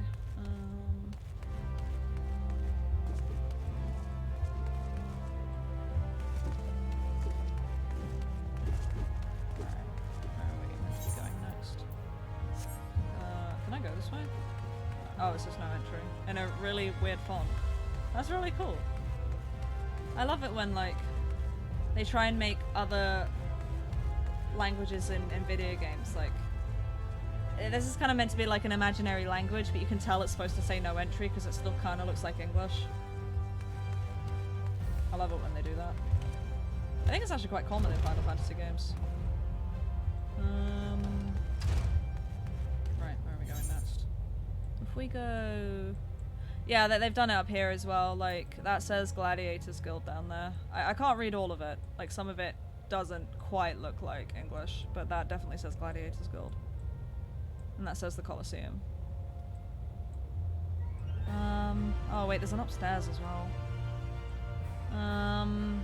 Okay, let's... I guess I can have a quick pick up, like a quick peek upstairs if, how do I go over there?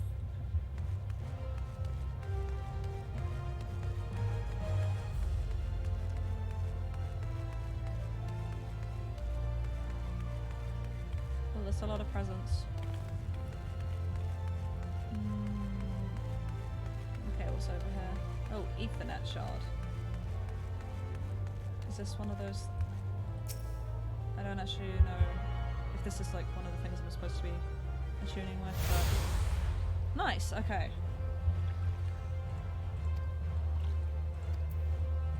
Okay, Ethernet. I don't really know if... Okay, I don't really care about any of that. Right, down this way.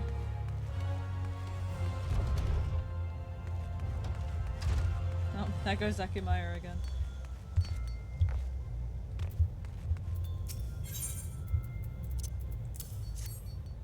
Zazarika's circlet? Just a moment, miss. Oh dear, this is so embarrassing. I'm afraid crafting the circlet to Zazarika's exact specifications has proven somewhat difficult. We ran out of garnets halfway through our work and we're still waiting on the next shipment. I hate to impose, but would you explain the situation to Crooked Haft of the Miners Guild? My records indicate that he was supposed to deliver the gemstones yesterday. Mayhap it slipped his mind? Fair enough. Okay.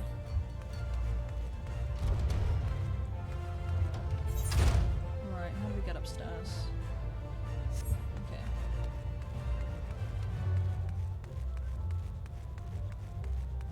Ooh, what's the shop over here? Oh, okay. Oh, wait, here we go. Ooh, this is all like level 29 and stuff. Looks pretty cool though.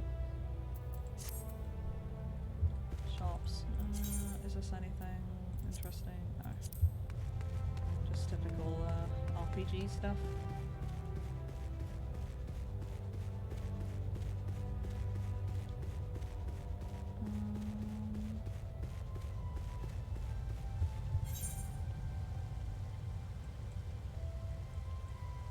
Is there actually anything?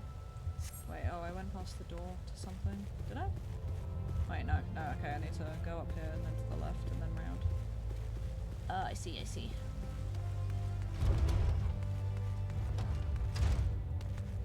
I guess when you've been playing this game a while, like, you'll eventually get used to where everything leads to, but for me, this is, like, confusing as hell.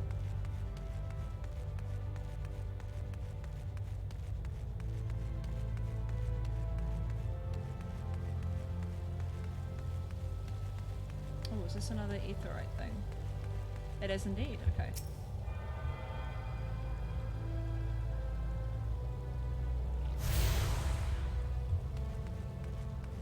into the Alchemist Guild we go.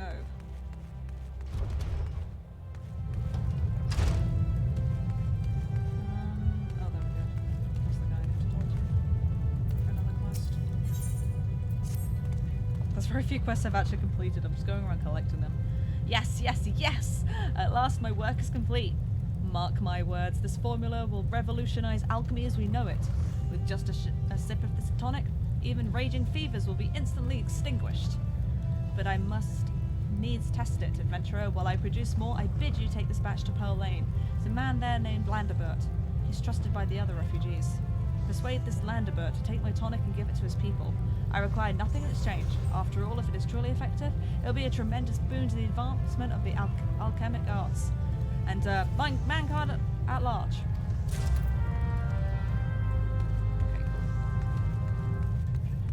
Okay, cool. All these rooms look the same. Alright, is there anything else up here? Not really. At least not of interest.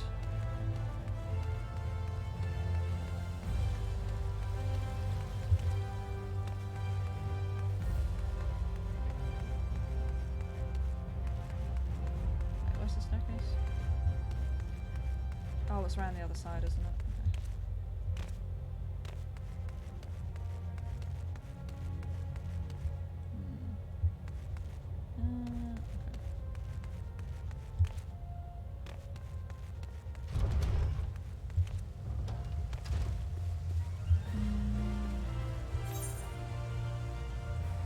Okay, no, we need to go downstairs, not back outside.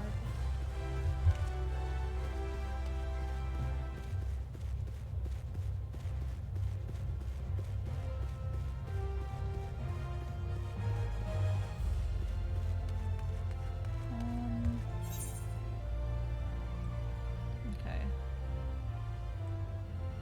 Alright, so if we keep going straight ahead here. I'm trying to get around like the whole building pretty much.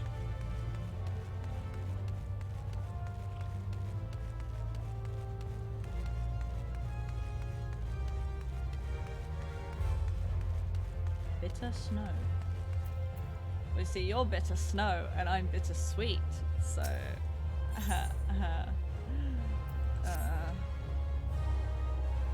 what could be keeping her? My beloved yellow moon, and I promised to meet at this very spot, but 2 bells have passed and I've nary a word from her. Gods, I hope she's alright. As much as I wish to go off and find her, I simply cannot. What if she were to come in my absence? Please, would you search for her in my stead? It's possible she's somewhere near the Weavers Guild. She always enjoyed watching the... By the gods, do you think she's left me for someone more dapper? I try not to look a bumpkin, but I've no mind for fashion.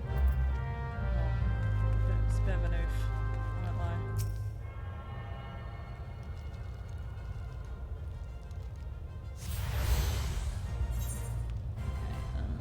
Alright.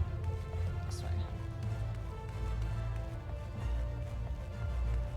I think my jokes have gotten cornier than they were in the past.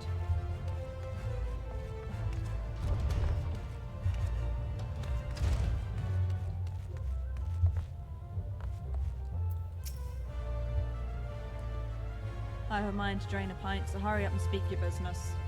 She wants how many bloody garnets? 7 hells, lass, they don't grow on trees.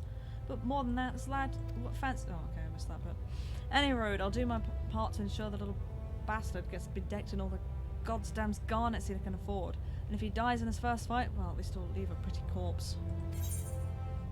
Oof.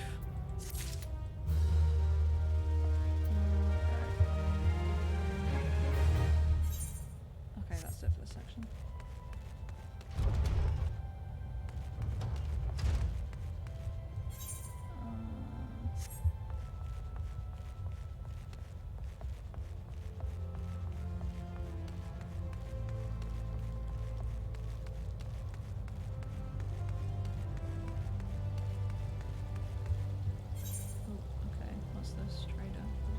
Things in the Weavers Guild. Oh, I see. There's an Ethernet shot in pretty much every area. Okay. I want to make sure I do this like pretty much in order, because otherwise I'm gonna like get confused on which ones I have and haven't done. Okay.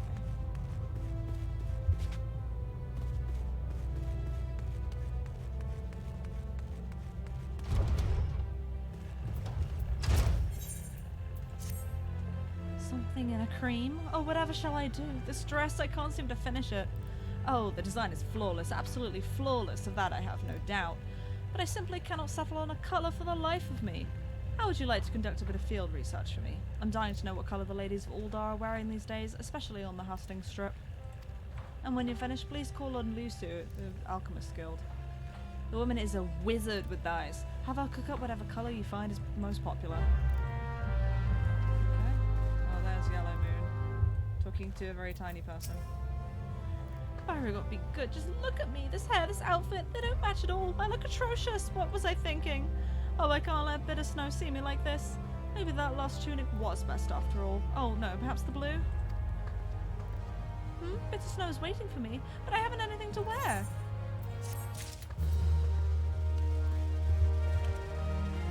Everyone in this guild is so dramatic.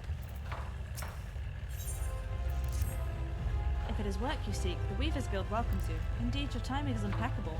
The soiree is to be held with all of Ul'dah's elite in attendance. Once the invites went out, the orders came in, and that with a fury. Every lord and lady from Cape Deadwind to the Cinderfoot is demanding the latest fineries. I need hands, and I need them now. Yet I cannot spare the time to go off in search of them. Would you care to aid us, friend? Ask you no more than you welcome to our doors any willing souls you might find. Come, let us see how you fare. Show me your warmest welcome. Okay.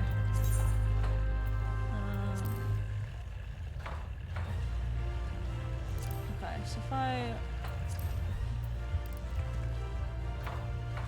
Okay, so if I just type this, should work, right?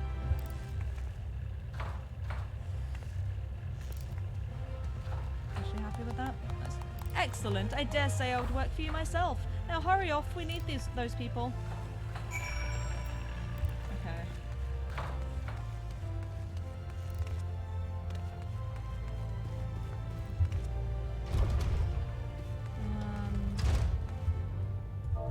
Welcome. Oh wait, maybe I have to talk to them first. Doesn't seem to work. Gods, I can hardly contain myself thinking of the new dresses that will be at this party.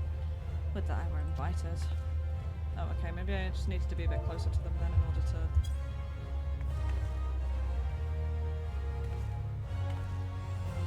Okay, there we go. The Weavers are recruiting! Finally, my chance to become a famous designer! Okay. So maybe I have to talk to her. Oh wait, I probably have to highlight her first and then do it. We Ul'dahns have a weakness for fashion. Why, just look at me. I've taken the trouble to match my wrap to my hair. Ravishing, no?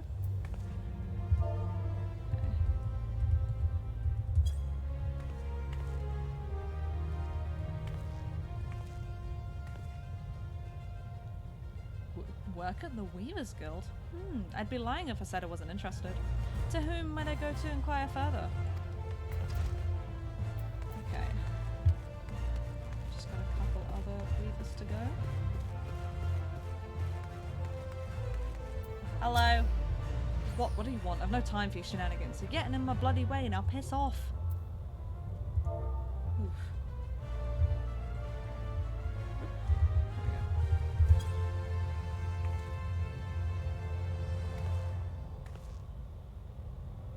Weaving work? Take a look at me, friend. I'm a bloody guard on duty, no less. Move along now. Oof. Are you looking for a model? Oh, you naughty girl. Flattery will go you everywhere.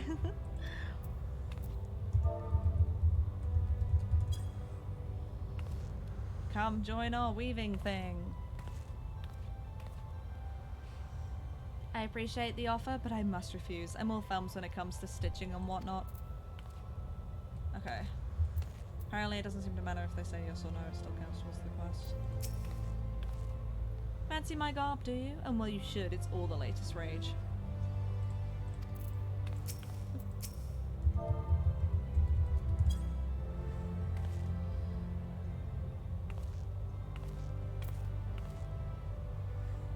So, the Weavers need help, do they? Sorry, friend, I'm all set for coin. Well, half of them said no, and apparently it, I have to go back to the Weavers Guild and then back up again. Well, you recruited like 2 people.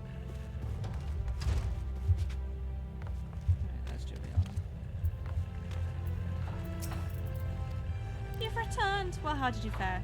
2 potential recruits, you say? Welcome news. I only hope their zeal for fashion will show in their efforts for the guild. What we do here may seem all silk and satin, to be sure, but the work within these walls is far from easy. In that, I hope our trade is not like any other.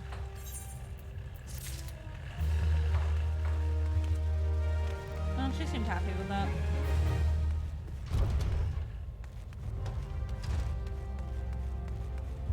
Alright, where to next?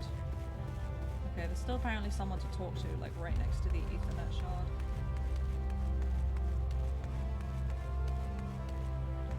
Who are you? The most popular colour of late. Well, all colours have their merits, of course, but if pressed, I'd have to say red. Okay, so you're probably the other person I need to ask about the colour. Why, any colour is perfectly fine for a dress, you silly thing, so long as it comes off easily at the end of the night. I didn't know this game was so racy.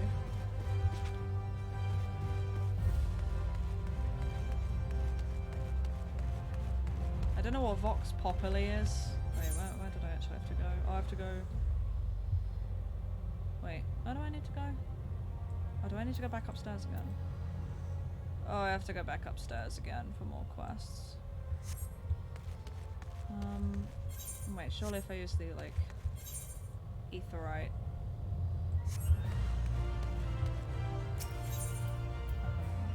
Ethernet shard.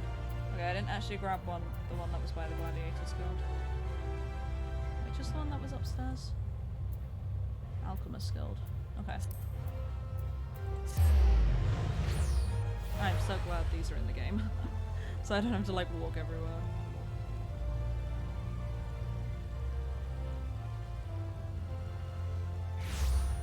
There we go.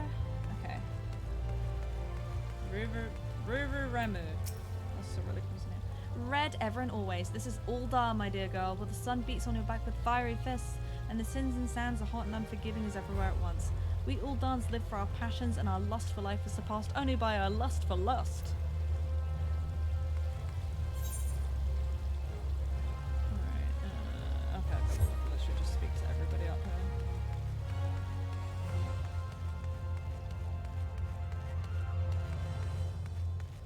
Can't believe we're like, story-wise, half an hour into Final Fantasy XIV, and I'm literally only doing side quests. Alright, Cornel, what do you have to say? Personally, I've always had a thing for a motley of red and green overlaid with stripes and purple of dark brown. Well, it seems like red's the general consensus at the moment. Red is a pretty nice colour, I won't lie. I'm more of a blue kind of person myself, but you never would have guessed that, right? There's never a shortage of white dresses on our Ul'dah ladies. Surely it is the most comfortable colour to wear under this murderous sun. Okay, so that guy said white. Did I actually pick up the Ethernet shard here? I don't think I did. I say pick up, but I meant like attune to. No, I didn't.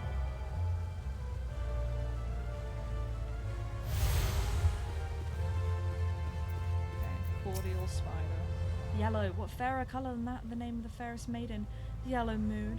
Oh, yellow moon, how my heart pines for you. Oh, well, sorry, she's kind of with another man. Fast red. Okay, if fast red doesn't say red, I'm gonna be very sad. That's colour for a dress. You know, well, you know what they say, once you go black, you never go back. Okay, he didn't say red, I'm very sad.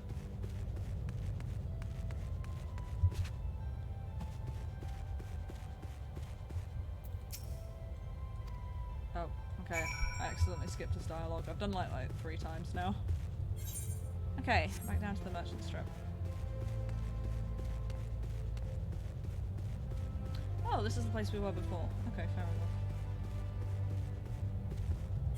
That means that I shouldn't have gone past anything, right?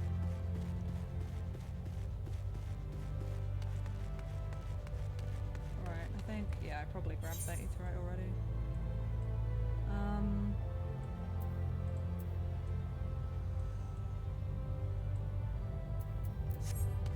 Right, where are we actually going? Right, if I take a left here.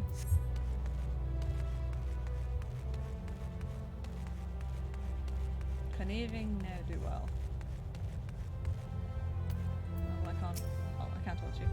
Family ain't interested unless you got a business proposal, pal. Got it? Good. Now get the hells out of here. Alright. Very suspicious person. The city's actually so cool. Well, there's Landabert. Medicine for the sick. Ah, we're not fools, lads. We know full well what that bastard Alwyn is up to. But we'll accept his medicine nonetheless. Look at us, beggars can't be choosers. Might be if it's a mere experiment to be. It might be it's a mere experiment to him, but to us it's a matter of life and death. If we've got to choose between this bastard swill and nothing at all, is it really a choice? Oh, I leveled up. Few come here by choice, and few are still bearing medicine. Your kindness shouldn't go unrewarded. This vase is important to us, but I want you to have it. It's just some old pottery. I know, but it might be valued by collectors of cultural artifacts. There are men who are willing to pay good coin for such objects. If you go into the Sapphire Avenue exchange, chances are you'll find one of them. Oh, that's nice of him. Right, okay, let's go this way then. Right, there's another Ethernet shard. Probably shouldn't forget to pick up this one. Oh, there's a lot of stuff here. Okay. And you are? Oh, a newly come adventurer. But of course, yes, I am Ciceroga. What can I do for you? Ah, you would have me teach you the ways of the marketplace. Very wise. As for my fee... What? You expect me to do it for free? Surely you jest. My dear adventurer, when you ask an Ul'dah for a favour, you should at least try to make it worth his while. Judging by your garb, I'd rather doubt you could afford my services, but the fact you offer nothing is laughable. Well, I have a letter, so shut up. Oh, Mistress Momodi instructed you to seek me out, did she? Consider yourself fortunate to have such influential friends. I shall be brief and you shall be attentive. You stand in the Sapphire Avenue Exchange, the busiest and most profitable marketplace in the Sultanate. Being advantageously situated in relation to other city-states, Ul'dah's markets have ever served as both the literal and figurative centres of Eorzean commerce. All the great overland trade routes lead to our city, and the majority of maritime trade between Valbrand and Aldenard, I think that's how you say that, passes through our ports. Because of this, countless companies and consortia have chosen Ul'dah as their base of operations. They see to it this marketplace is awash with merchants and moneylenders day and night. Anything a man could ever desire can be purchased here, provided he has sufficient funds. Surely there's something you seek, adventurer? A deadlier sword, perhaps, or a shinier trinket? Whatever it is you want, the exchange will have it. To the north, you will find merchants peddling armor and accessories, curatives and crafting materials. And to the south, you will find weapons, tools, and an assortment of other useful items for sale. Seek out a peculiar merchant. Oh, sorry, that says particular, not peculiar. Seek out a particular merchant or browse to your heart's content, but do try to remain aloof should you find something that piques your interest. Decisions made in the heat of the moment are usually unwise, especially where coin is concerned. Ahem. This is all the complimentary aid you shall have for me, and far too much for my taste. My regards to Momodi. Now off with you. Oof. Oh well, at least we had his explanation. Right, here you go. Welcome, welcome. What might a discerning lady like yourself be looking for today? Have this. Permit me to examine this vase of yours. I hope you do not spend too much coin on this trash. A flood of like items brought in by refugees has destroyed what demand once existed. The markets are fickle, my friend. If you did lose sight of current trends, you stand to lose everything, as I once did. Market wards once bore my name until fate and hubris reduced me to this. For your sake, I pray that you not have to learn this lesson the same way I did. Oh, oof. The guy was just trying to be nice. It's a bit of an oof. Right. Nothing further up there, nothing further down there. Is there anything else in here that I kind of need to do? Oh, I need to go to the Alchemist Guild. Okay. Let us go to the Alchemist Guild then. Right.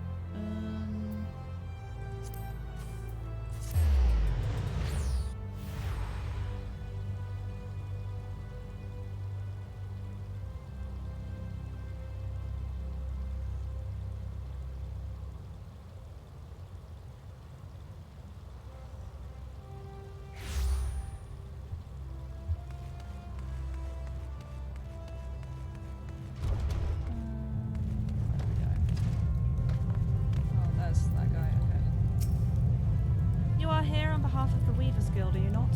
Yes, Ethel Wine said you'd be along. What colour is it to be then? Sounds as though you have 2 votes for red, 1 vote each for green, yellow, white and black, 1 abstaining, and 1 vote for a motley of red and green overlaid with stripes of purple and dark brown.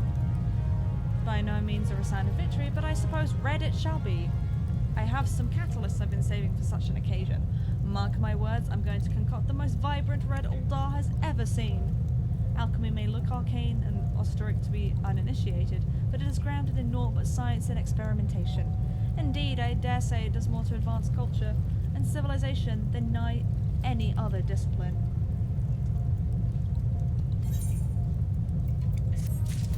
Nice. Achievements. By reaching a certain milestone during your adventures in Eorzea. No achievements just about anything. Nice. Okay, so how do I actually equip it? Is it in here maybe? Or stance? Oh, that's cool. Okay, so I look like I'm about to attack somebody. Character maybe? Profile. Acquire titles? None. Okay,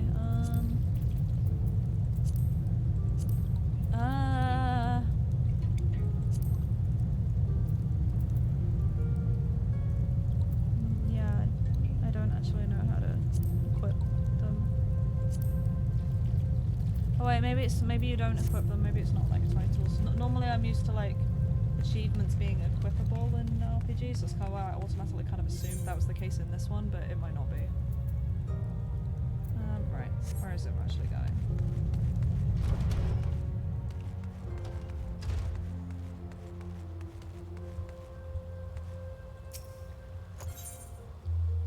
Right, that's outside. Have we been to the... Okay, we haven't done the one by the thaumaturge still. Okay.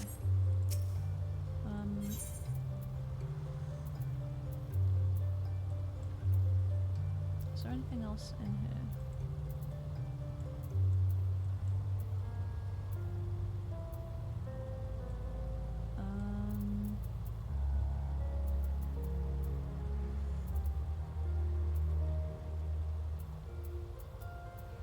Okay, what's the closest place to that? I guess there isn't one.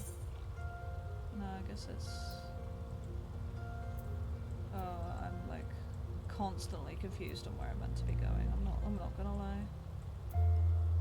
Right, okay, let's go to the Goldsmiths Guild and then I can grab the Aetherite at the Gladiators Guild. The map has too many words on it, it's throwing me off. Okay.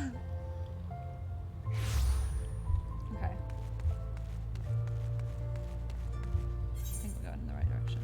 Yeah, we are. Okay.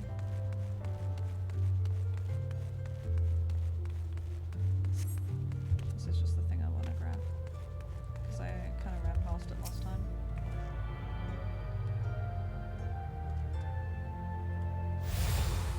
There we go. Okay. Right. And I want to go outside, I'm assuming.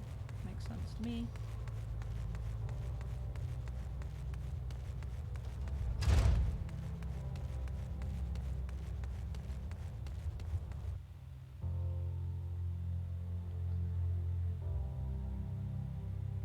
You have left the sanctuary. You have entered the sanctuary.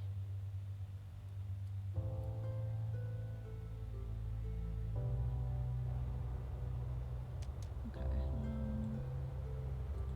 I actually forgot to check if there was anything else I needed to do in here.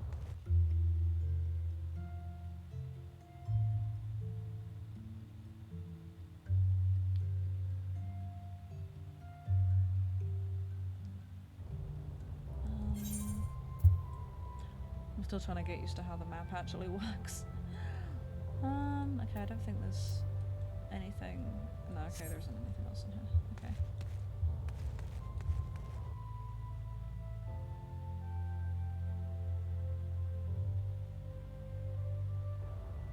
Okay. Oh, there's actually a day and night cycle in this game. That's pretty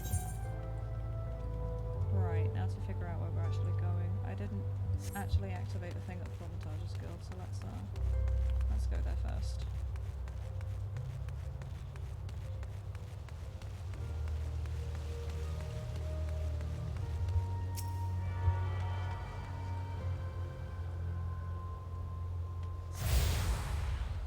Okay.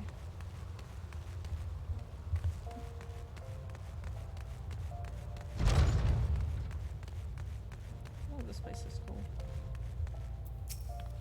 Greetings, adventurer. What brings you to here? Gaudy ring. You wish to sell this heirloom on behalf of a Didalata?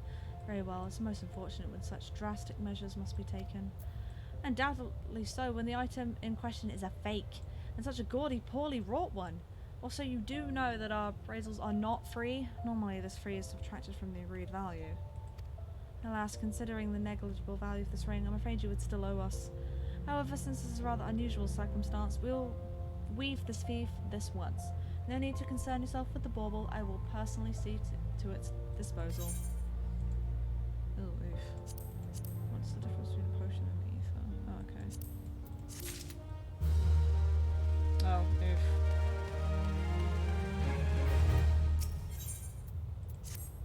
I am Erasmus of the Order of Ul'dah, and I am charged with studying the anatomy of this region's fauna and the environs in which they dwell. For the dark art of our order is death itself, and power over death can come only through knowledge of life.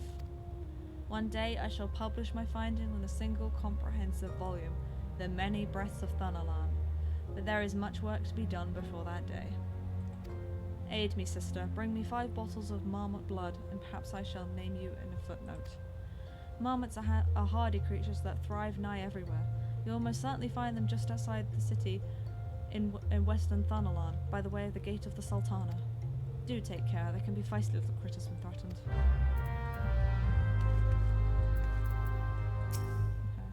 Welcome to the Thaumaturge's Guild. It is fate that has guided your steps here this day, friend. I see that you harbour arcane ambitions, though your journey has scarcely begun. Within these hallowed halls, the arts of devastation are taught, primeval magics with which to bring about an enemy's ruin. If you would join our ranks and wield such power, you must need to know of our beginnings. The nation of Ul'dah inherited its traditions from the ancient Baladia, a city founded by the descendants of the first mages. The secrets of these illustrious sorcerers were ultimately entrusted to the priests of the Order of Ul'dah, who have since passed them down from generation to generation ever since.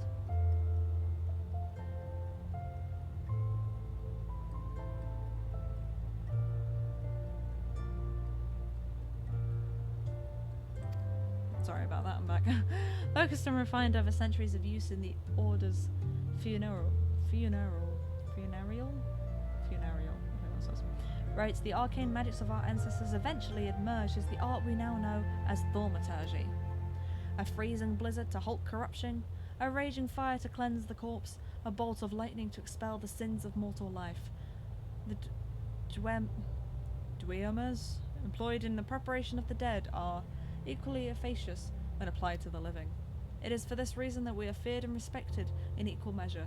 Thus does our guild thrive, ensconced in the catacombs of Arzanath Ossuary, a sanctuary devoted to Thal, divine arbiter of the afterlife.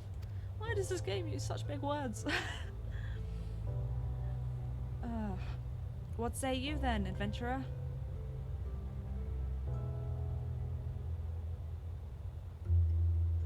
If you would plumb the abyssal depths of thaumaturgy, let our learned sages guide your descent. Ah, but before you leap into the darkness, you must prove to our guildmasters that you are possessed of the spiritual fortitude necessary to look upon that which waits therein. When you are ready to submit to the judgment of our most eminent mages, say the word. Alrighty. Well, adventurer, will you join our guild? Or do you presume to ignore the urgings of impatient destiny? Sure, we'll join. A wise decision indeed. To prepare for your initiation, I would have you study the volumes of fundamental thaumaturgical principle, all 108 of them. Or at least a word if such requirements had not been abolished. Too great a deterrent to fresh novices, they said. I suppose you just have to settle for calling upon the collective wisdom of our guild masters. We have 5, you see, all brothers of the same house. Though they all wield supreme authority, it is the eldest who provides a singular voice for the guild when one is required. Master Kokobi? Kokobi Go, I believe. Okay then. Right, which way are we going? This way.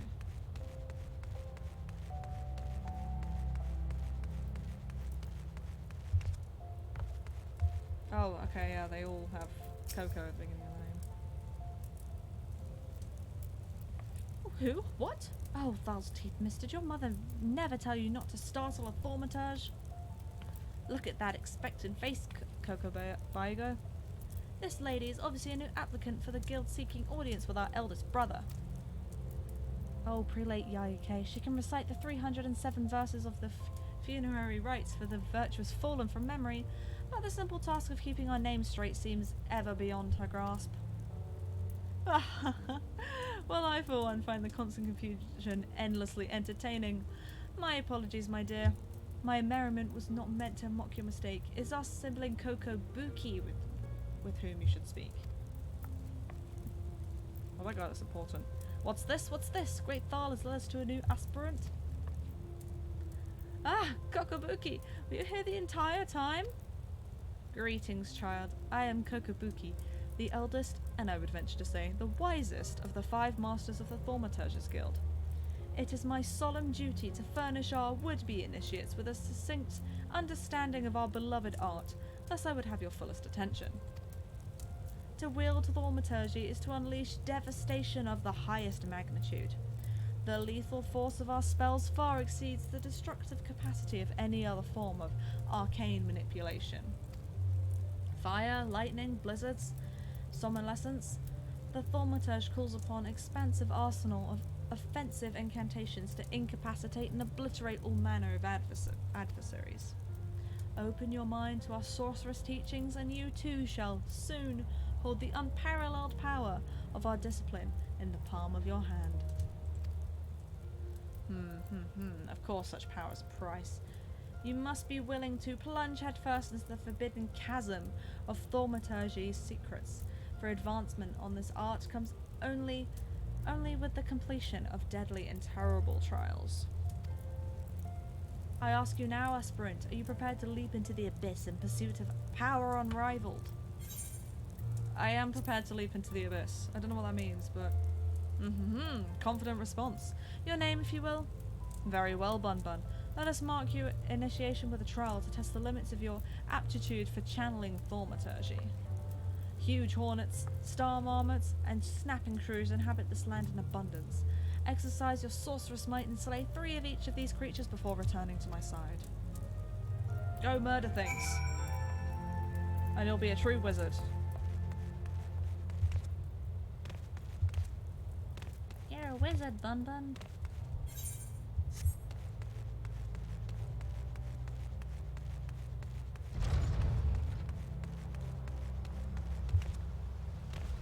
Alright, what does this person actually want? There's lots of Lalafell in this area.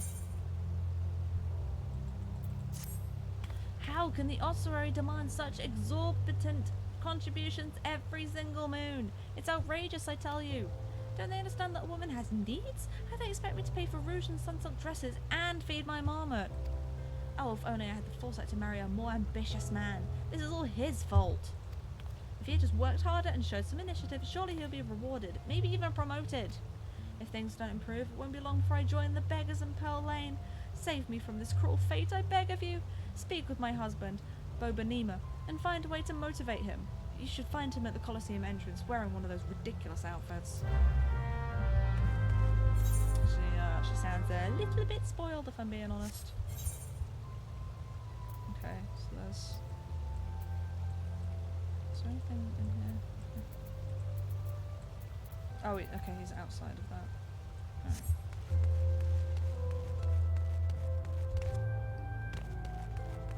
I may have to take a break in a minute because my throat is starting to hurt a little bit. And I'm really hungry. But I'll make sure I get to like a good place in the story before I stop. I'll only be gone for like a couple of minutes. I am Bobanima. Congratulations, you found the world's worst husband. That is, if you believe that harpy I have for a wife. She never cooks, she never cleans, she just gallivants around spending my hard-earned money. And now I see she's speaking ill of me to bloody strangers. Well, if you're hell's bent on meddling in my affairs, you can assist me by taking some of these Franz the Fair flyers and posting them on the walls inside the Colosseum. I have a long night ahead of me standing out here, so I won't be getting to it anytime soon. When you finish, go and tell Woken at the Gladiators Guild. He should give you something for your trouble. Oh, there's key items. Okay. Oh, which way we go? This one. Okay.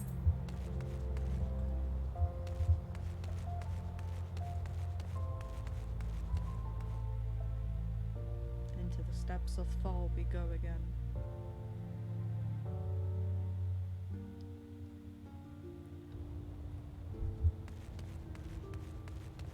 Exposed wall. Oh wait, just need to right click it. There we go. Franz the Fair Flyer.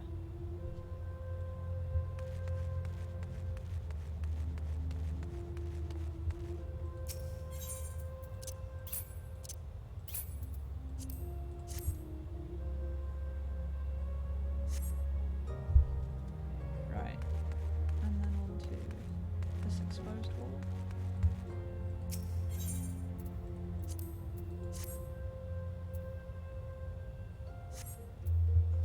There we go. Alright.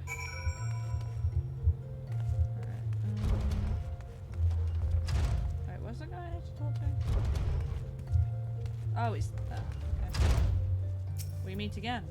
You helping Bobanima? Well, ain't that charitable of you? Franz has gone pretty popular of late. His fans keep stealing these flyers and taking them home as souvenirs. Ah, so you've met Bobanima's wife. Now I understand. Sorry to hear you got caught up in all that. If you ask me, they're made for one another. Not that it's my place to judge any mind. Any road, we appreciate your help.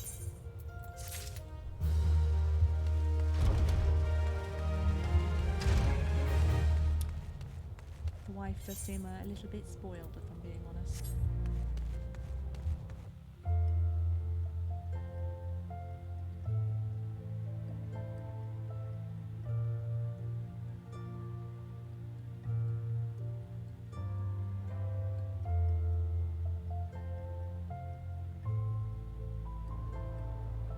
Okie dokie. Right, I'll go and grab that quick drink now, and there's like a slice of chocolate fudge cake with my name waiting on it. I'll be back in about like 5 minutes or so. I just need something to wet my throat a bit, as I've been voicing characters a little too much, and it's taking a bit of a strain on my voice.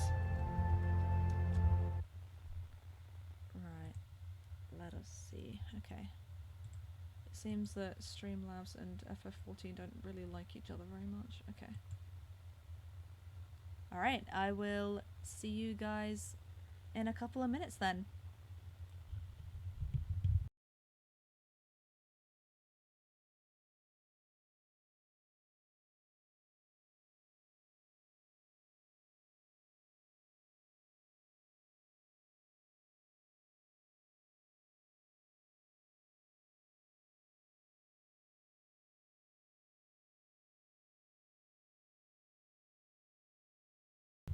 Before I disappear, I'm trying to sort out like my my BRB kind of panel sort of thing. That's why you saw the screen change, because I was copying it over from another scene. It's just in case anybody turned up and was like, why is no one here? Alright, I'll be back soon then.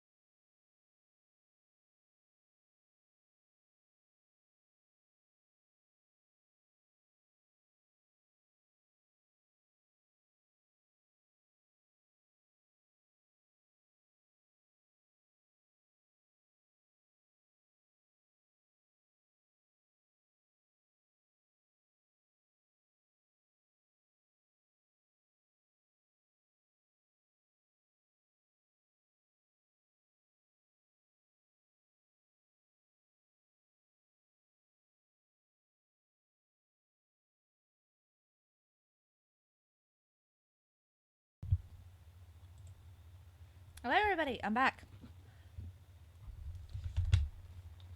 Alright, what did we get to?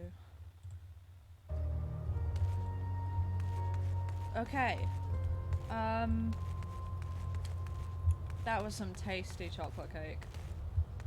I'm not gonna lie. Like, I probably should have eaten something a bit more healthy, especially at like 20 to 1 in the morning, but my throat feels a lot better.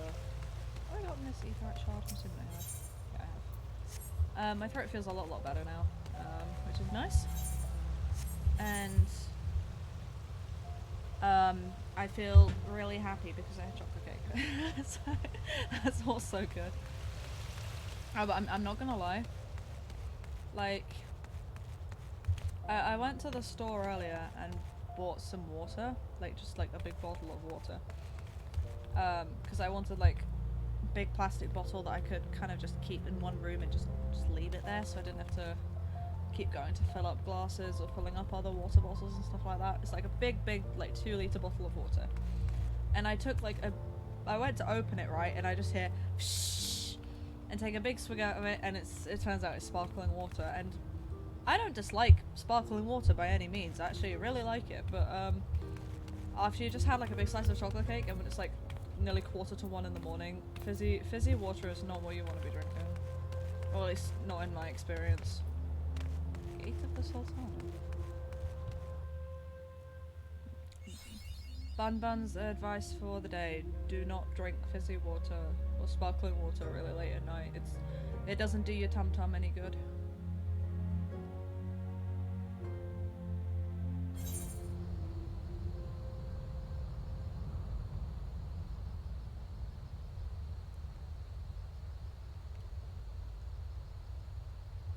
Where are we going? Oh, battle. Okay. Alright, right click on the target to switch active mode and ready auto attack. Press the target to start the battle. 2 rotating arrows will appear over the target you are currently attacking. Okay, cool.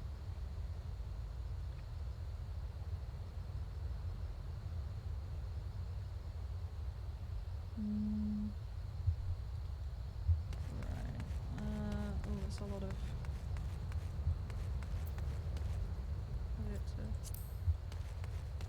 Okay. Right.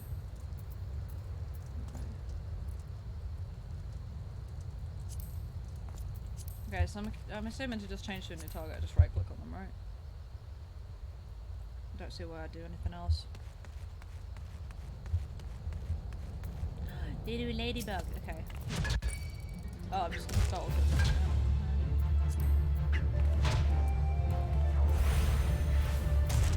Bonk! I don't know, since it's like sort of still turn-based, do I need to actually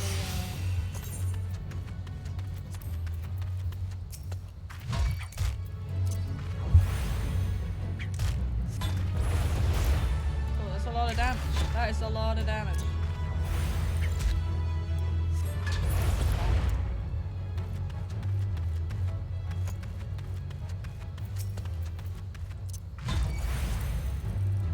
See, I've got no idea when to actually switch between ice and fire spells.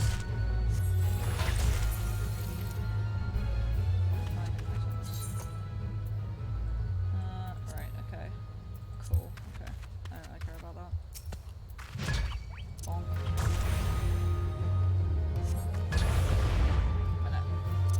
Doesn't seem to be a problem to just spam fire for now.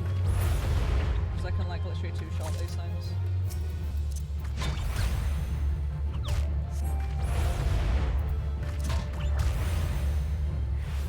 Probably gonna drain my MP, but oh well. Oh, nice. What does that do? Okay. I love it up. Tentacles or hair? That's my hair. Okay, so wait, if I try and yeah. So I've got like basically my hairstyle is basically like 2 longer pieces at the side, and then the back is like really short. And then I have like a side fringe. And then like these little bits here I said side bits, I actually meant like the pink bits, so that's hair. But then this kind of thing is in place of my ears are my horns. Because I'm like a half dragon lady. Yeah, this is the thing I've never really understood about RPGs like FF14. Like normally in other ones you'd have to like press another button to basic attack, but in Final Fantasy 14 you do it automatically. Well, at least I thought you did. Like, I guess you don't anymore. I could have sworn like I was auto-attacking automatically though. This is gonna drain my mana. No, not gonna lie, I wouldn't put it past myself to just give myself tentacles. Nice, okay, that's that bit done. Still gotta bonk these guys. I don't actually know how to gain MP back, by the way, so I think I've just like entirely drained everything. Okay. Oh, it comes back slowly. Okay. Alright. Oh, there's a lot of these event thingies. Okay, wait, where are we? Okay.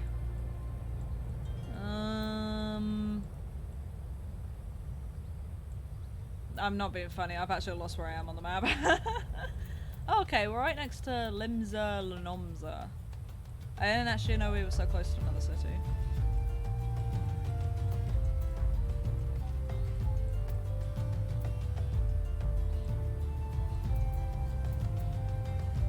I will eventually figure out where I am. Oh, there. Okay, I couldn't see myself because I was like behind the sign. May as well go over there and see what those quests are. Big turtle boys.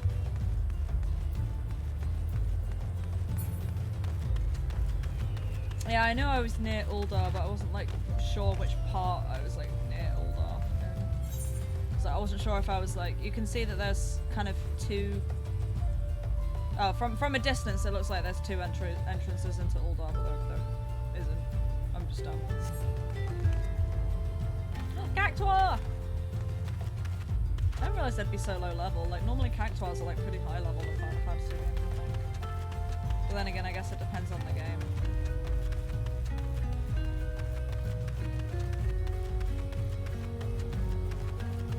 Do you actually get anything out of attacking these things? Because, like, I'm pretty sure, yeah, you can attack it, but, like, do you get any kind of, like, special skill from hitting it? I don't actually know. Or is this kind of like a waste of time?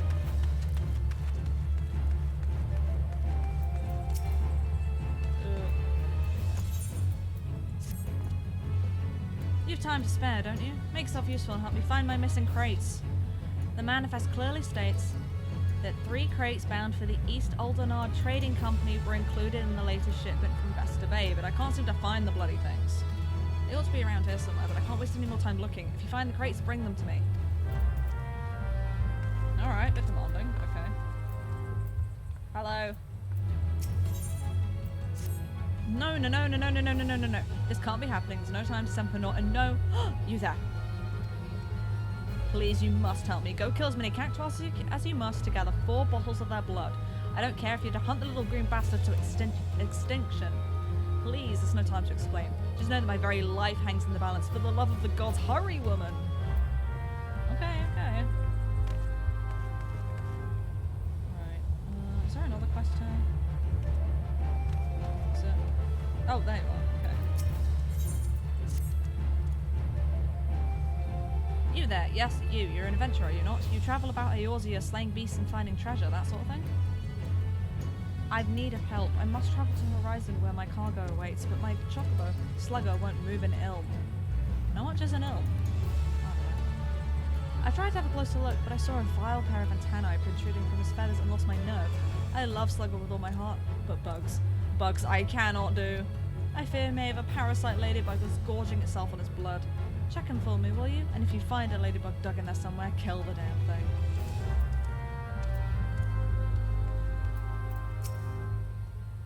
Alrighty.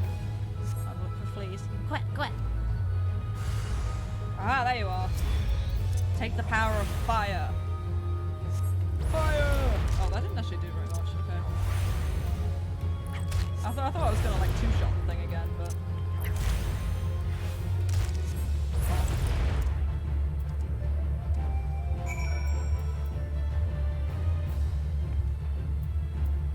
I need to. Oh, okay, there we go. Quit! Quit! Quit! Quit! There we go. I spoke to a checkpoint today. Slugger says thank you, and you've my thanks as well. I was sure as sun up that it was a parasite ladybug. It must have latched itself on somewhere along the road, but how the bloody thing managed to stay concealed at that size is a complete mystery. In fact, I'm not even going to question it. I'd just like to move on and put all this behind me. If we don't keep our chocobos healthy, cargo will be able to move over land. We owe these birds a great debt. I wish more folk would see that. Okay, nice. Okay, that's the guy's cargo crate. I don't know why I'm still getting the battle theme playing, by the way. I don't know if that's a bug or something.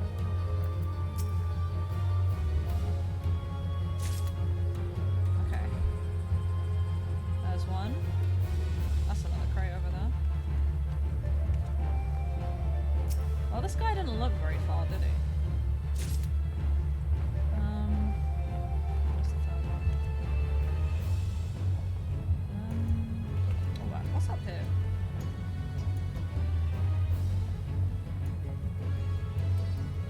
Nothing. Oh, the crate's over there. Okay. Oop, bit of lag. Oh, that's why. It's because I've still got this thing in the corner of my screen. I don't know how to actually like stop combat with that thing. I'm assuming I just have to walk away from it. I probably did this the last time I played this game, just attacked that thing and then didn't realise how to get out of combat with it. Did you find my crates? Great job, friend. These will make the next wagon thanks to you. The shipments never stop coming day in and day out. Just keeping track of everything is enough to give me migraines. Business is good, true, but what use is money if you haven't the time to spend it? I haven't down a pint with friends in weeks. Oh, it's now raining a lot. Oh, there's another. Oh, okay, here's another mission. Boxes, crates, barrels, lifting, moving, stacking. There's no end to it. I'm tired, so very tired. Say, friend, do a hard-working stranger a kindness, will you? See this letter safe to Kikipu at the Silver Bazaar. I'd call on myself, but I haven't the time, and I doubt these weary legs would carry me there even if I did. I'd like to send her something nice along with it. Can I trouble you to scrounge up, say, 5 hammerbeak tail feathers? Gods know you can find the beasts around here easy enough. Kikipu's a dear old friend. She's called the Silver Bazaar home for, well, far too long. There's been ill rumours of the place of late. I'd just like to make sure she's well is all. Alrighty. Right.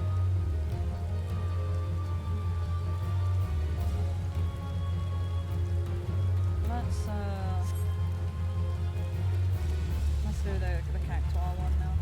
Big tortoise. I feel bad killing cactuars. I really do.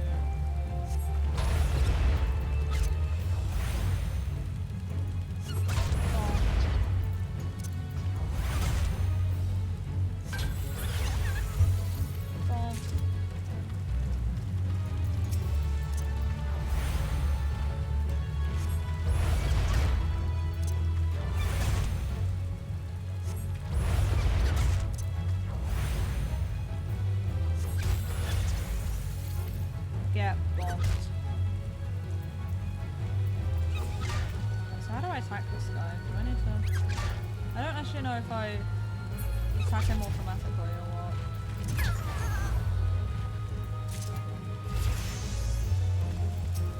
Oh, I leveled up. Nice. Yeah, I still don't know how basic attacking things in this game actually works.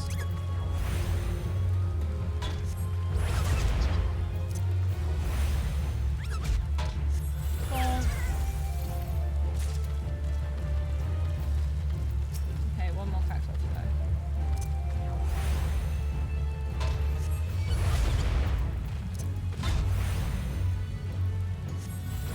Bonk.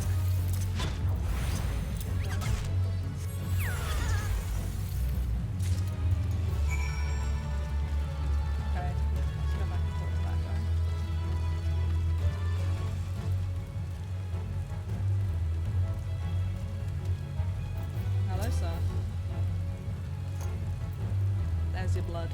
Have you brought the cactuar blood or 4 bottles? Show me.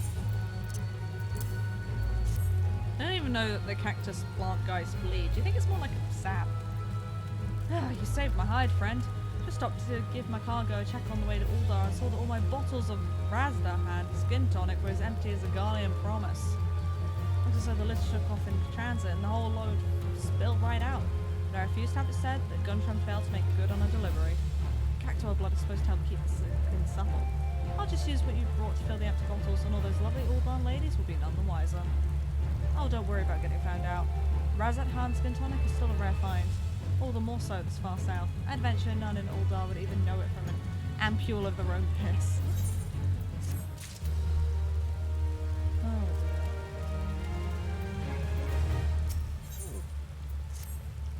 Have you heard the news about the goblet? All that quality land so desperately coveted is to be auctioned off to bidders, regardless of their origins. Even adventurers have the right to participate. Just imagine, the entire area can end up owned by a wealthy foreign... I beg your pardon, miss. It isn't that I dislike adventurers, far from it. But when you consider that Ul'dah are still struggling to accommodate countless refugees, the idea that this land is being sold for profit is not surprising whatsoever, come to think of it. Still, the least they could do is give preferential treatment. You get what I'm trying to say.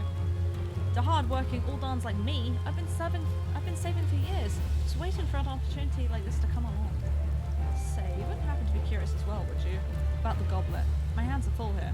But if you've a moment to head that way and look into this auction business on my behalf, I'd be ever so grateful. There's bound to be an immortal flames representative by the gates or in the goblet who can explain what's going on. This wouldn't happen without General Relbarn's approval, that much I'm sure. So he literally just complained about me, to me, and then asked me to go do something for him. I see. Right, okay, there's the goblet.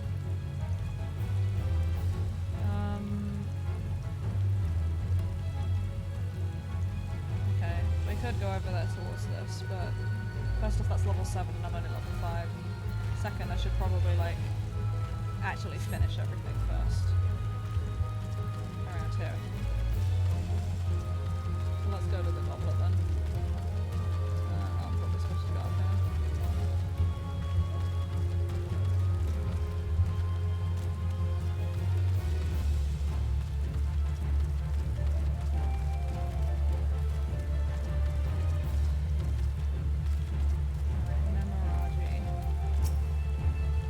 Heard about the auctions, have you? You're not the first to approach me this morning. Aye, it's true. In an effort to encourage immigration to our great nation, all lands within the goblet are to be set aside for adventurers like yourself. Tragic, some might say, that only adventurers would be permitted to settle within its wards. But such decisions were made by men wiser than I. Beautiful place, the goblet. A man-made oasis built atop a towering butt. Ah, but why bother explaining when you can see it for yourself? Just head through those gates and follow the road. I said butt like really loudly. If you wish to know more about the goblet, speak to the recruit station just past the entrance. He'd be happy to assist you. Oh, okay. I don't actually know how to cancel this,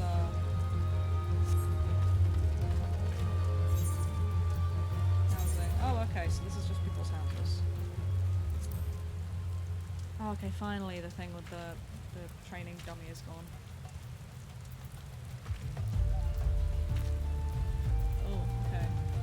This is very confusing. I don't think I'm supposed to find out about this at the moment.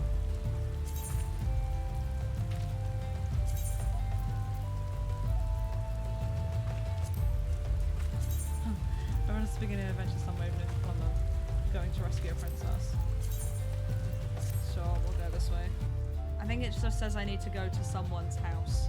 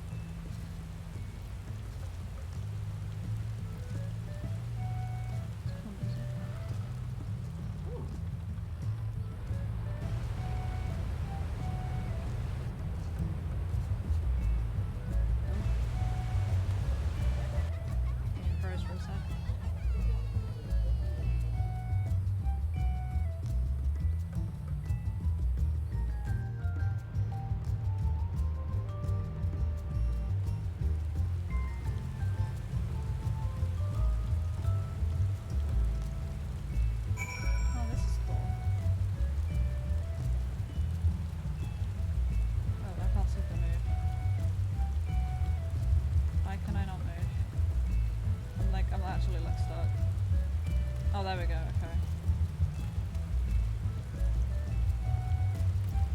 Oh, Ethernet shot. Oh, okay. Apparently all of this is already unlocked. Okay. Greetings, adventurer, and welcome to the Goblet. Beg your pardon, an Ul'dah woman asked you to learn more about the auctions. Oh dear, as you may have heard, the spots are reserved exclusively for adventurers. Since your friend is an Ul'dah citizen, she is ineligible to participate. Should you yourself have a mind to purchase a plot, pray speak with the resident caretaker. He can guide you through the process. Okay.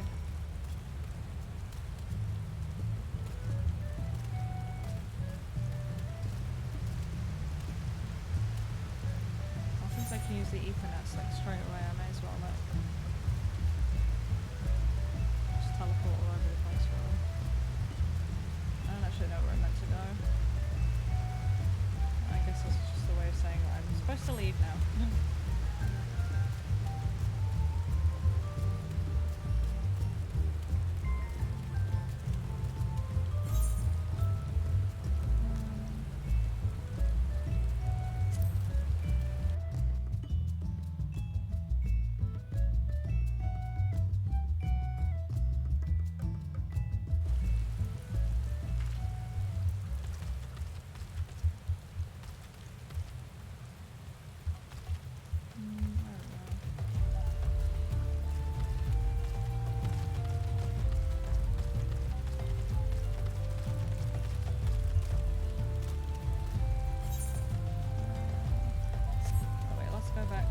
Bird lady first.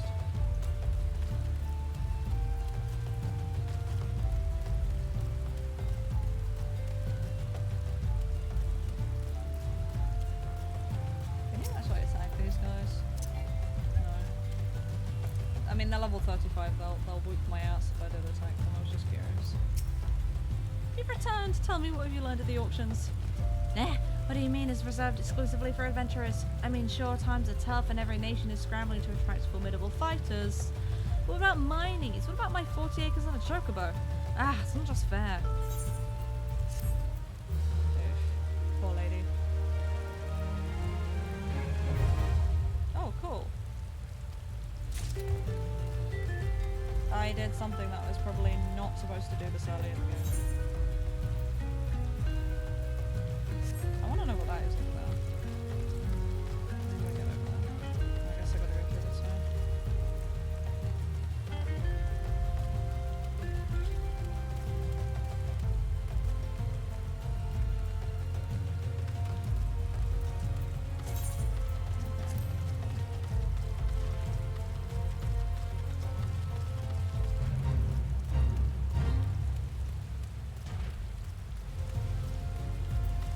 Okay, seems like I'm the only person here, which is pretty good. Oh. I know I'm supposed to be able to do this by myself, I don't know.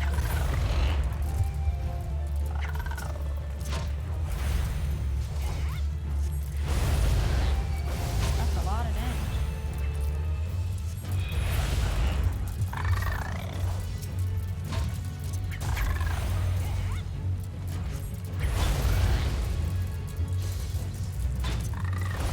Getting so close to this as a ranged character, but I won't.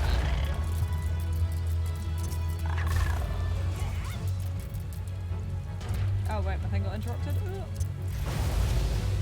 Oh no! Look, the brass blades in here. Oh, I thought my thing got interrupted.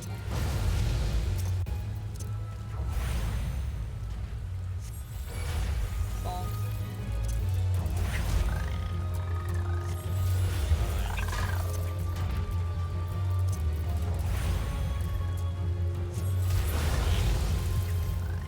Alright, now we're back at full out MP again. Start spamming fire endlessly.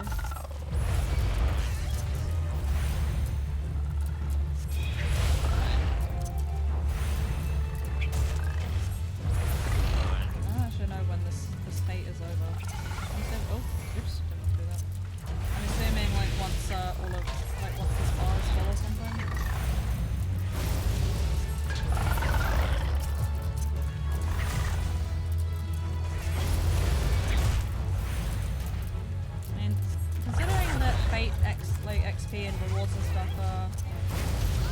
speed up between like how much of a contribution people have.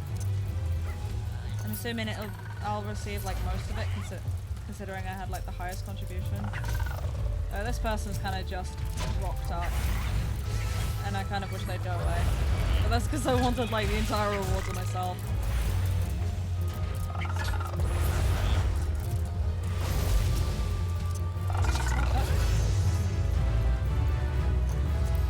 What did I get? Because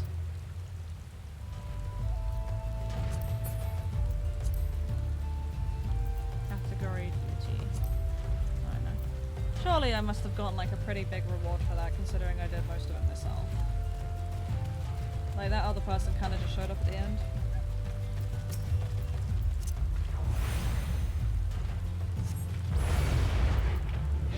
Oh, okay, what does fire? What does lightning actually do? Okay. Oh no, I'm actually gonna be able to do this without taking damage. Oh no!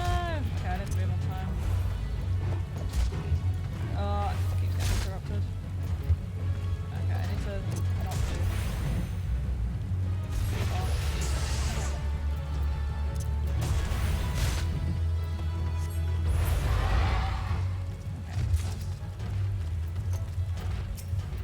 What does thunder actually do? Okay. It just does that.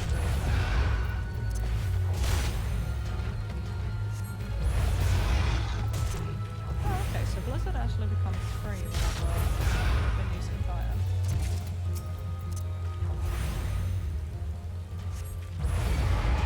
Oh, I kind of hope the cast time will actually go down. Oh no, I'm gonna be hit by that thing, so I'm gonna be able to move aside.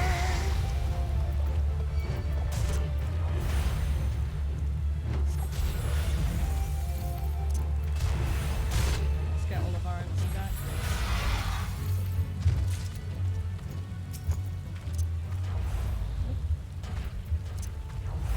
That should be the last one.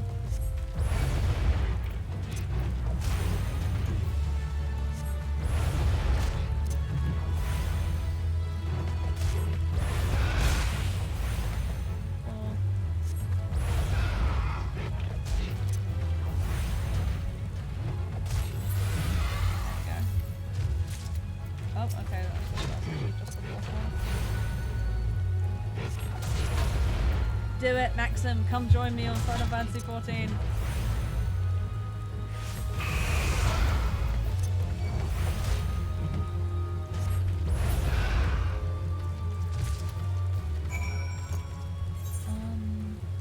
Right, where I was meant to be going. Okay, we can actually keep going this way. That's right. Ooh. Funny enough, this is like roughly where I got to when I last played FF14. Turns out I didn't even get as far as level 15, I got as far as level 6. So I have no idea how this game carries on or anything. Why are these guys all running away?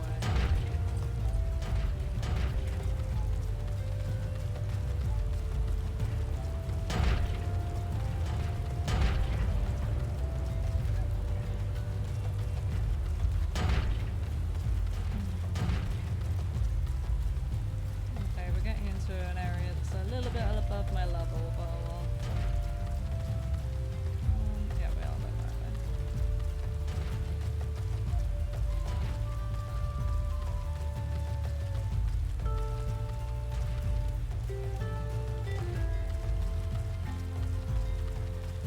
I really wish there was like an Ethernet thing here.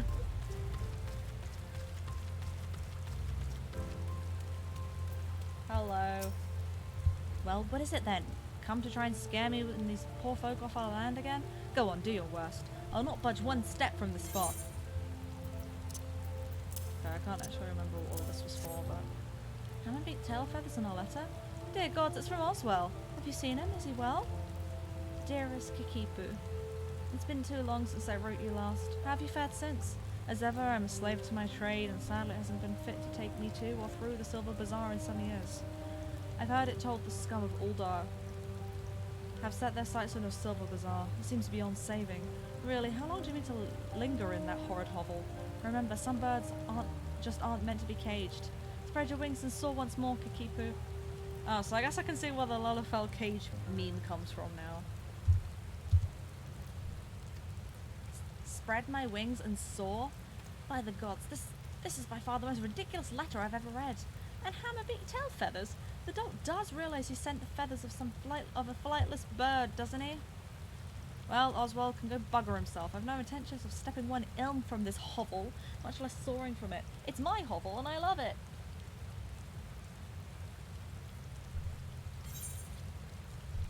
Well, he meant well, I guess.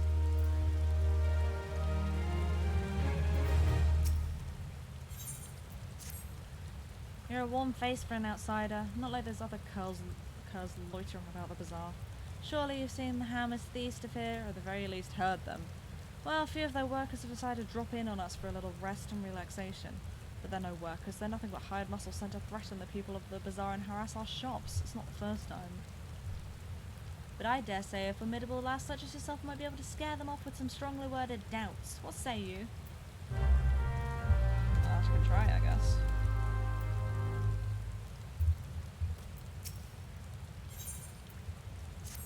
Hey there, friend. I have a sure way to some easy gill if you're interested. Won't even require you to break a sweat. Well, not much of one. All you need to do is slay enough rusty goblins to gather 4 bottles of goblin grease, and then deliver them to a Hur by the name of Adelard at the Hammers. Once he has the grease, he can use it to keep the Hammers running. It couldn't be more simple. I'm surrounded by fools here. They detest the Hammers and the new way of life they symbolise. They care only for the successes of the past, but it blinds them to the opportunities of the present. Change isn't coming, friend. It's already here. I call the Silver Bazaar home for now, but I've no lingering affection for the place. I go wherever there's gil to be gotten. Let's see. Alright, doubt. Oh wait, okay, I need to actually highlight them first. I forgot. You know what, trouble with me, girl. Piss off.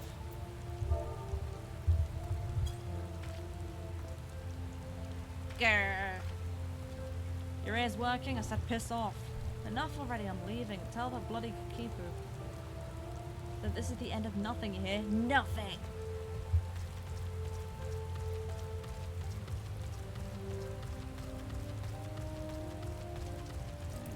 Oh, there's a ship over here.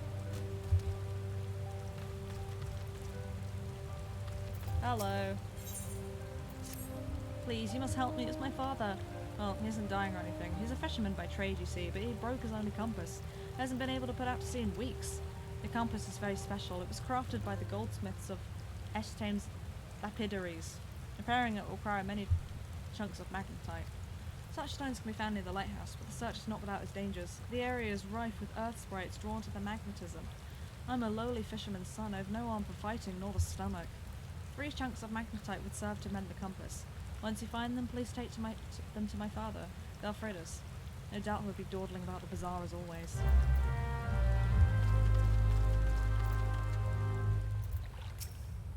You can talk to me all day if you like.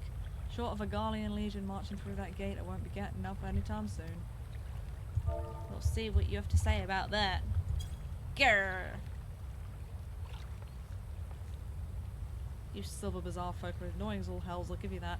If I got this job, I'm off time in peace and quiet.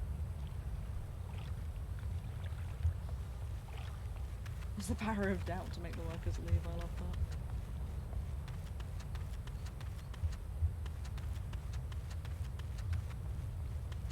Okay, where are the rest? Oh, they're all just slightly outside of the Silver Bazaar. Okay. I think.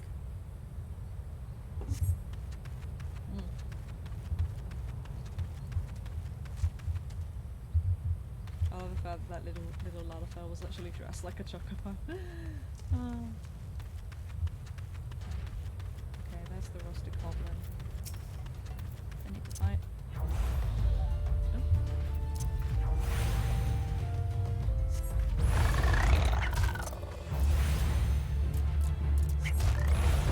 Okay, I'm a little bit under-leveled for this. Just keep setting him on fire, it should be fine.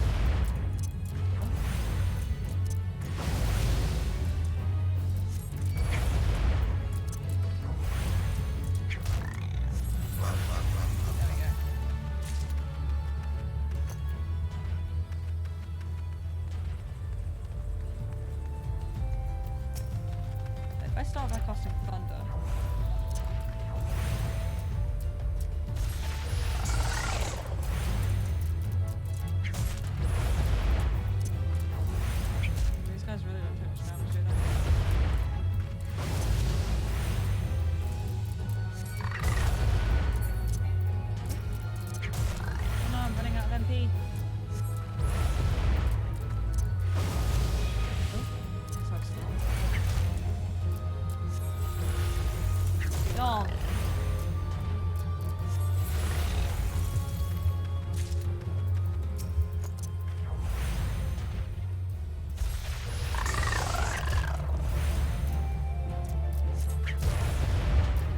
I shall bonk you. The power of fire.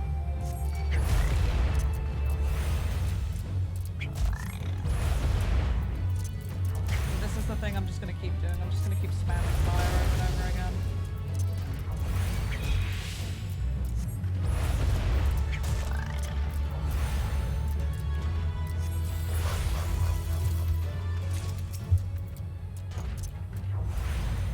Ooh, apparently Kate traces a chain. I don't know what that.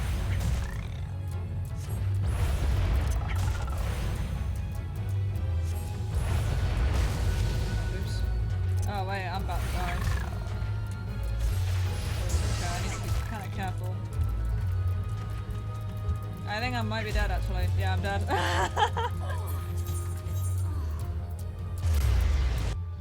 Oopsie.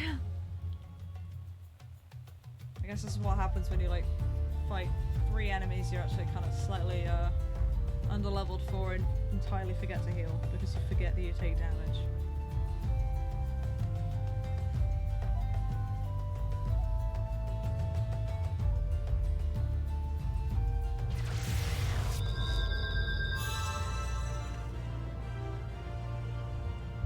Okay. At least it spawned me right next to this thing. Which means I can actually complete this mission. There we go.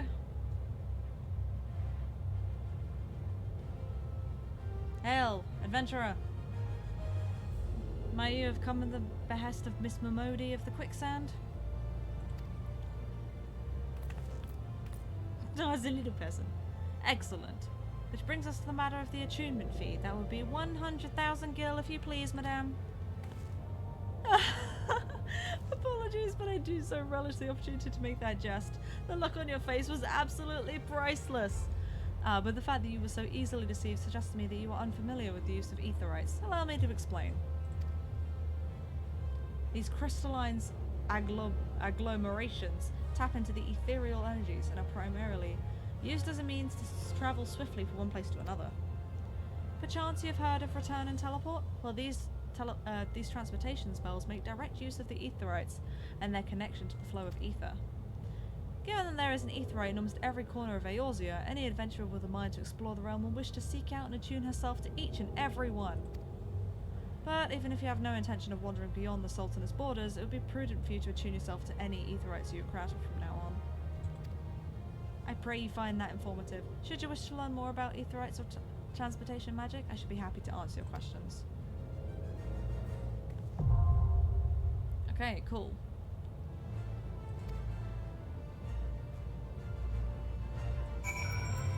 Alright.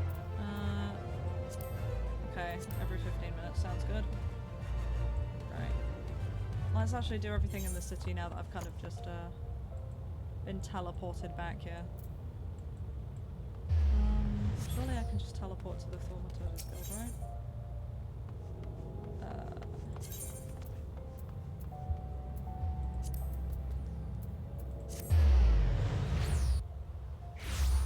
There we go.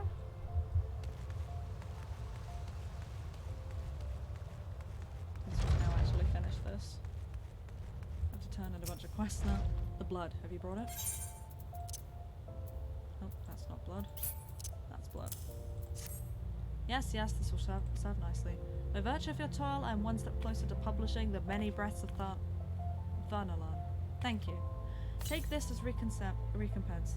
Go now, and may the trader smile upon you. Tasty blood. Okay. Oh, I can get an eye patch. Changeable for gil.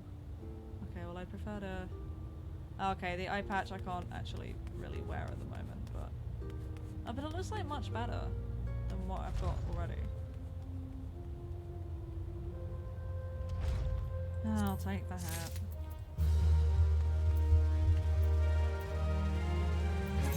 Even though the eye patch was really cool. I really wanted the eye patch, Maxim, I really did. But I can't actually use it. That's why I didn't take it. But the eye patch looks sick, I'm not gonna lie. Right. the smith. Oh, we don't have the... Thankfully, we can put here instead. I really wanted the eye pouch. I won't lie. Okay. Right, we're going this way, aren't we?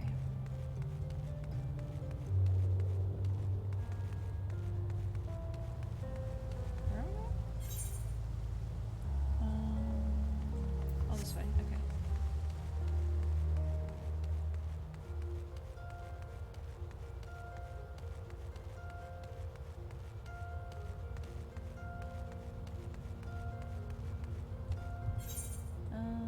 Okay, and then if we just kind of go from left here. I really wished I picked up this Aetherite while I was there.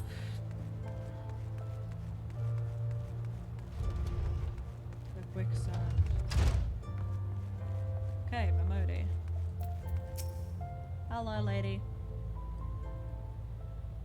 How was your tour of the city, Bunbun? Get lost, did you? Aye, well, Ul'dah's a big place with lots to see and do, but wandering around aimlessly don't pay the bills.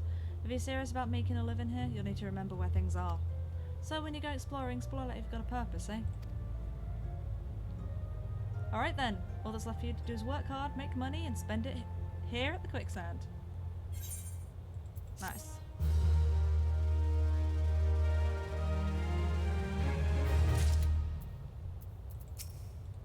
Alright, what else have you got for me? Well, youngling, how you finding our fine Ul'dah then? Got your bearings about you yet? If so, mayhap it's time you ventured beyond the city walls. The bustling streets of Ul'dah are one thing, but the wilds of Thanalan, that's another altogether. I know a bloke you might fancy speaking to, and he you. Name of Papashan. You'll find him over at the Ul'dah dispatch yard. No doubt he'll have some work for you. The dispatch yard's over in central Thanalan. Just head out the door across the hall and you'll see the gate of Nald staring right back at you. Pass through it and head east. You'll come upon it before long. There's dangers beyond the wall, though. More than I'd care to count. Nothing too terrible, mind you, but feisty enough to attack if you draw near. Don't say nobody cared enough to warn you. Oh, there's a lot of quests now in here. Hello. Hello.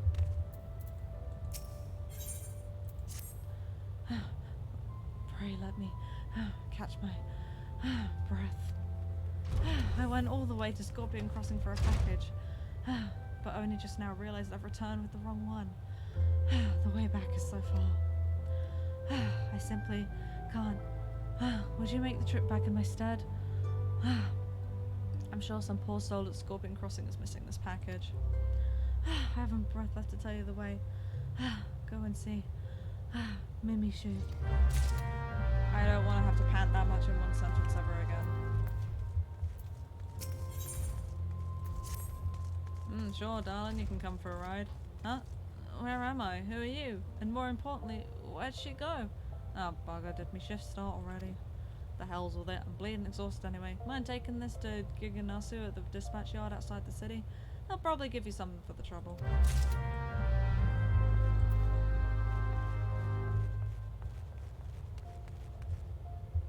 What's this guy do? Oh, okay. Something I'm too low level for. Okay, let's go back outside and get that Aetherite.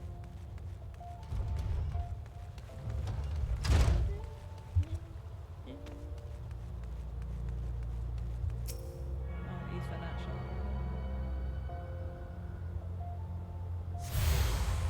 There we go.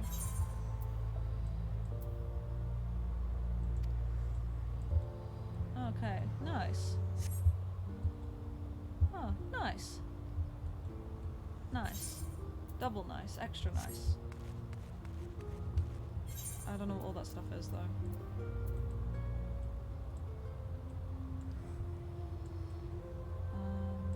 Okay, well, there's just that.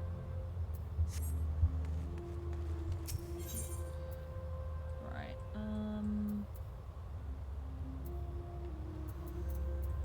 where is that quest? Okay, it's next to the Gladiators Guild.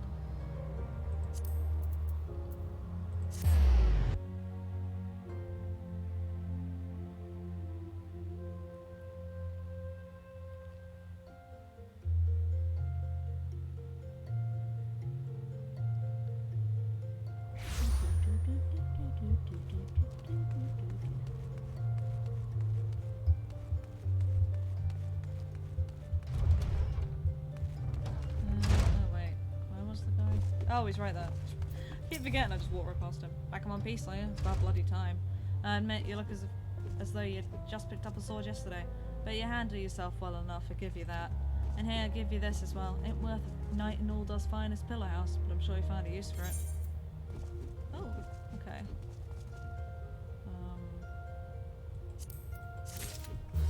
Nice. Oh, we've nearly leveled up again.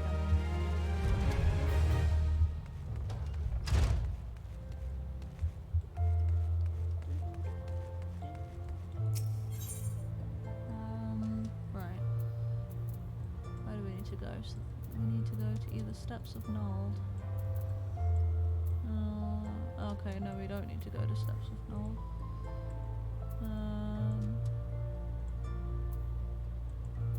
Central Thaumaturge, I guess. Why does it look like half the map is missing? Oh, I don't know. Okay, well, like, I don't think there's anything else in Ul'dah that I actually need to do. It looks like half the map in Central Thaumaturge is missing, and I don't know why. Is it? Oh, I guess it's because. Oh, it's because I haven't been there in person yet, probably.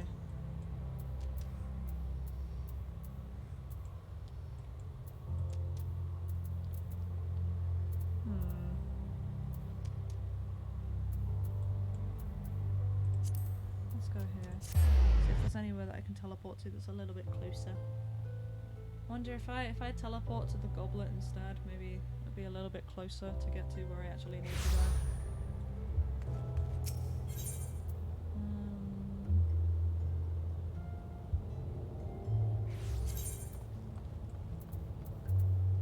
Can I not teleport to the goblet? I thought I could. No, okay. Okay. I guess I can't. Alright, Western Thaumaturge.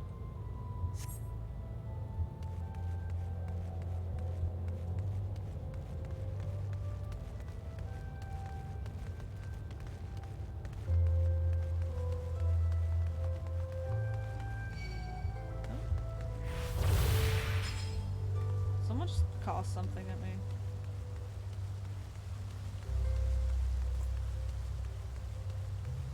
It's possible for me to move that. No, I can't.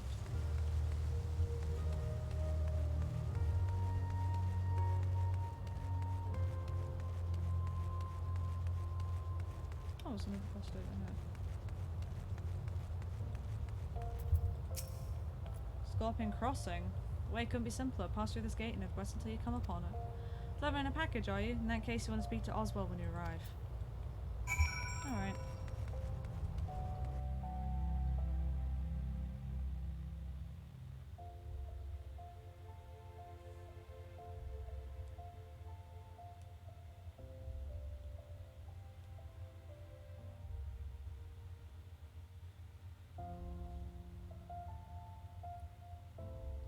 Do, do, do, do, do.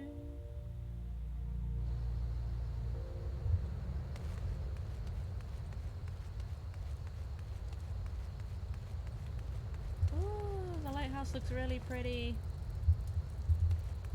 Oh, I can't change the... Okay, there we go. I couldn't actually change the camera for a sec. Well, it's a good thing I'm coming all the way back over here, because means I can talk to the people here again now. It's annoying I died though. Hopefully other than teleporting you out, I don't think there's really that much of a punishment for it.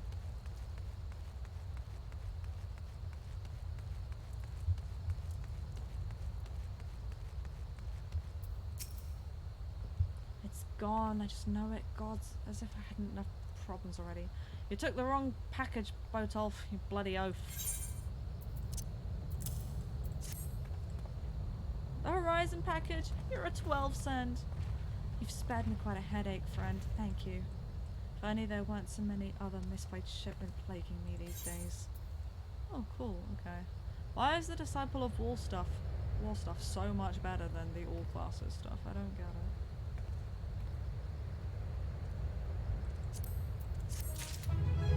Yay!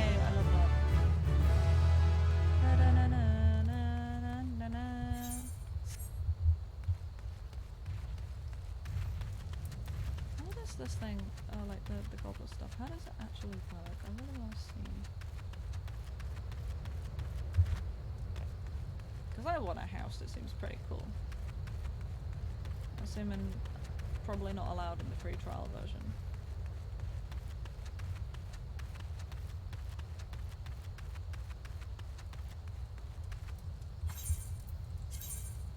Sure, we'll go here, I guess.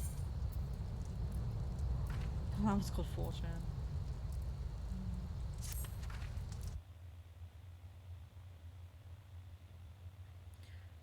Also, I want to see how like Ethernet stuff works. I'm assuming like you can only do it in the kind of region you're in or something like that, right? I think. Unless you go to the Aetherite thing and that will take you to another region. I guess.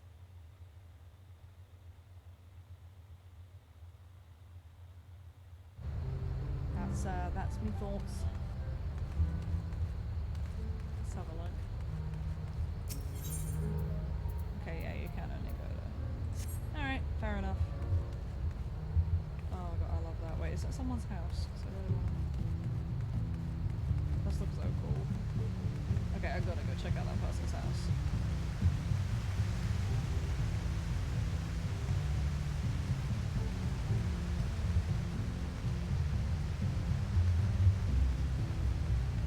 Alright, is that a house? I assume so.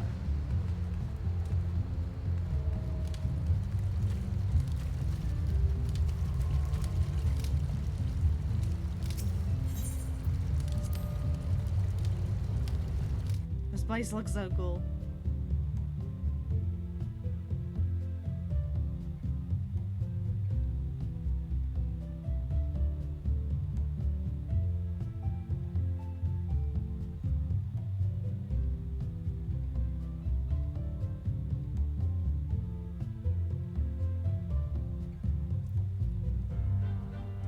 Oh, this is fancy. Oh, they're playing Final Fantasy 15 music. That's cool. Oh, okay.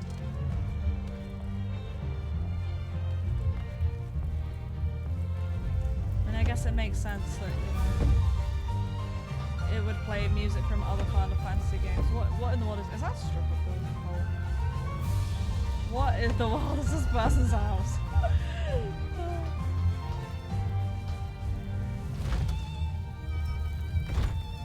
okay, I guess this is the kitchen. Oh. Is this the person who... Oh, okay, I guess you can put NPCs in this game.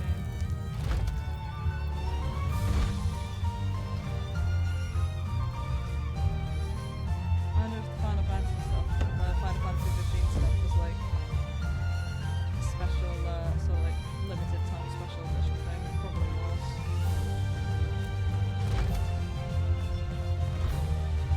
Just additional chambers.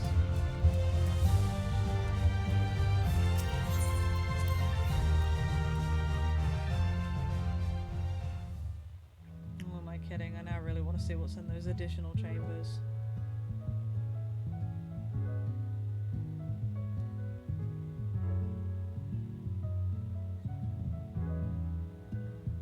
That sounds like pretty cool, like lo-fi music. I didn't realize Final Fantasy games had such cool lo-fi.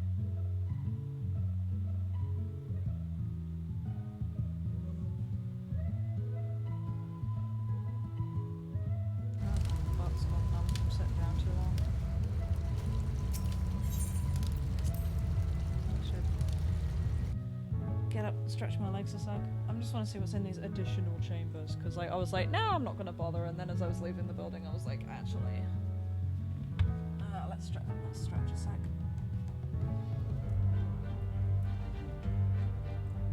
That's better.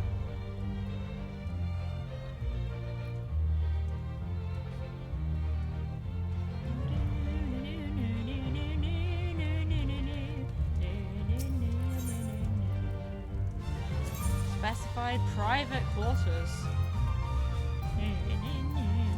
Place for when I want to screw. Was I gonna say scream?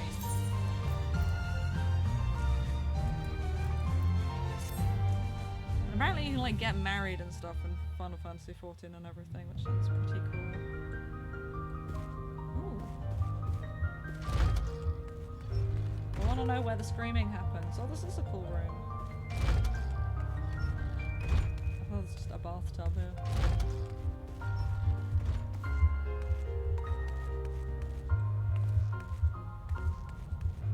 This is pretty cool.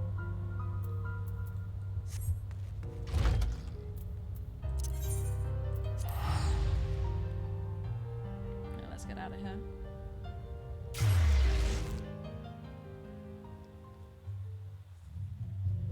I'm done stalking people's houses.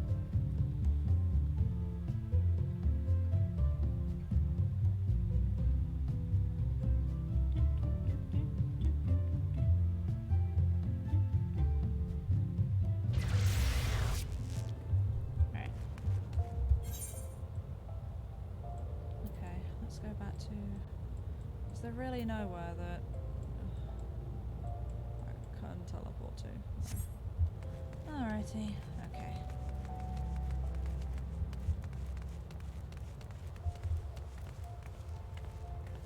It's such a pretty place.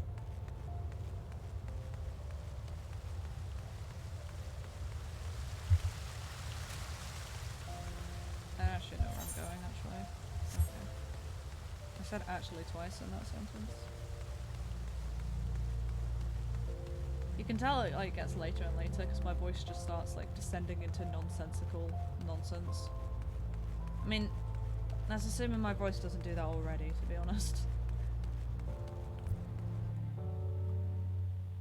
I'm not a very sensical human being sometimes. I entirely blame Maxim for making me like screech into the microphone at the beginning of the stream. I kind of want to see like what that actually sounded like in the VOD afterwards. Oh wait, we need to go. Wait, do we go this way? No, we don't need to go through this place. Oh, pretty stars. This light pollution's not really a thing in this game. In fact, that was probably why my throat was hurting so much, just from the screeching at the beginning of the stream. Oh, it was not enjoyable at all.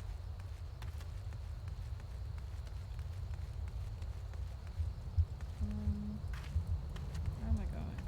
No, I am going straight ahead. Okay.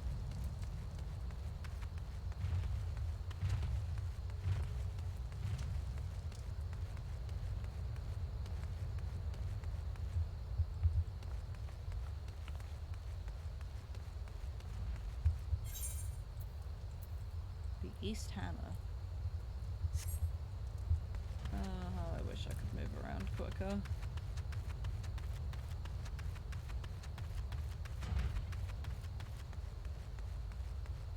Oh well, hopefully we can get everything by the Silver Bazaar done now so that I don't have to come back. Yeah, I didn't actually realize we were so close to Limza Lalomza, which is like another starting place.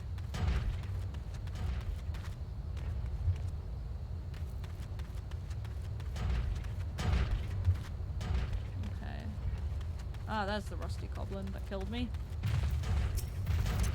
I just realised how like weird looking things are from the front.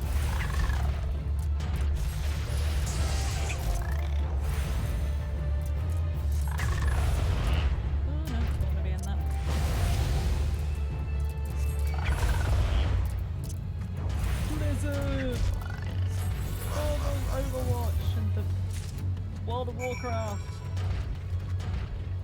Okay, that's that mission done.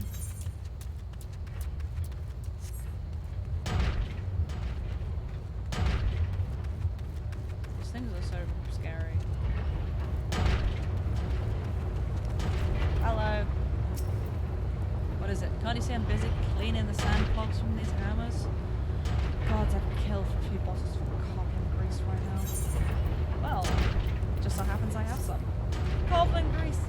FFXIV must have sent you. May the gods for both of you. Before long, these tracks will be covered with the estates of Ul'dah elite. The ground's still too loose to build upon. The hammers are pounding to make a solid foundation. Once that's done, then you'll see the structure start to rise.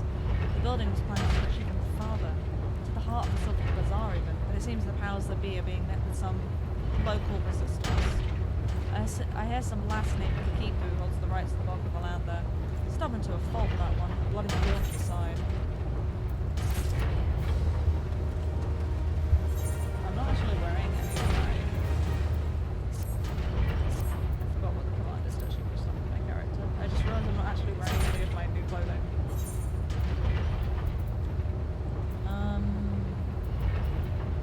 Grade 1 dark matter. Oh, that's cool.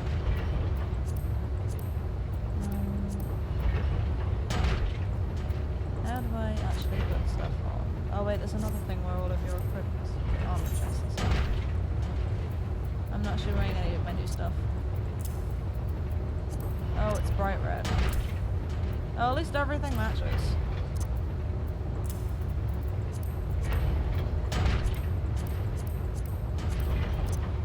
Rings. There we go. I really find this outfit pretty ugly, but oh well. You're a wizard, Bunbun. I've already said that already. Right, come here, magnetite. Hello. No, I should be stronger now because of my new fancy hat.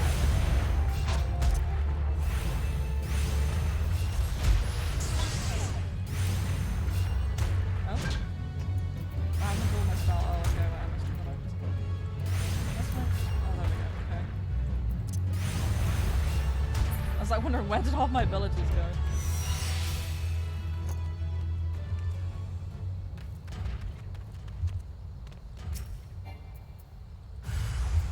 Hello.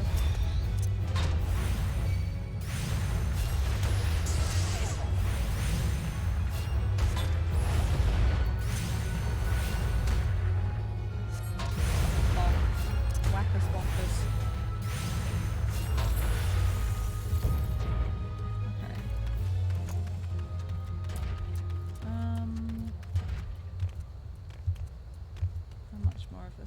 To go. Oh. Okay, that's what I actually forgot to pick it up. Hold on, hold on.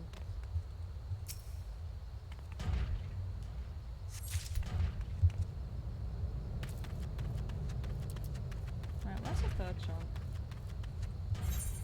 Oh, up there. Okay. Ah, there it is. So I guess the thaumaturge is like a red mage. I mean, I know in Final Fantasy there's white mage, which is normally like the healer, like support type. Black mage, which is like the I do big damage and command death upon you, boss. And then there's red mage, and I don't actually know what red mage does. I guess that's what I am.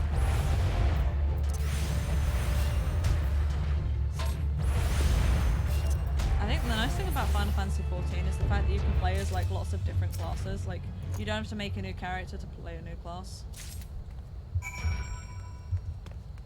It is very enjoyable. If I do say so myself. Right, okay. Oh, there's the other workers that I didn't talk. Wait, where are the other workers? Because I've only like spoken to 2 of them, but I don't know. I don't know where the others are. Oh well, I'm sure we'll find out.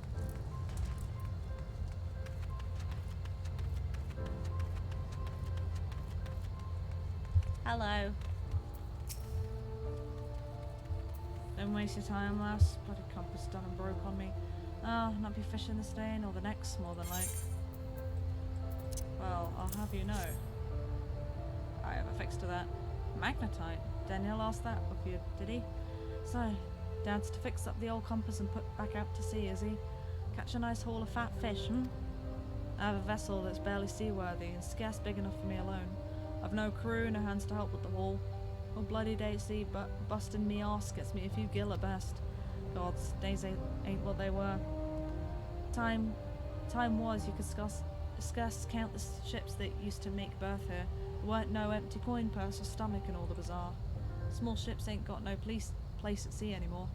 Anywhere I go, I'm in the shadow or wake of some monstrous trawler or seiner, I don't know. The old ways are done. We little fishermen done lost our way. I ain't no fisherman no more, nor much of a father, I suppose. Just a broken man with a broken compass and broken dreams. Aww. Well, we're here to fix your dreams. I appreciate what you did, friend, bringing me magnetite. Give it some more thought I did, putting back out to sea and all. But even me with me compass fixed, still ain't got me lucky copper lures. Was waylaid by some goblin muggers a few weeks back, just north and east of here. Thieving bastards made off with me lures, dozens all told. Must be felled some earth sprites to get at them magnetite chunks. Am I right?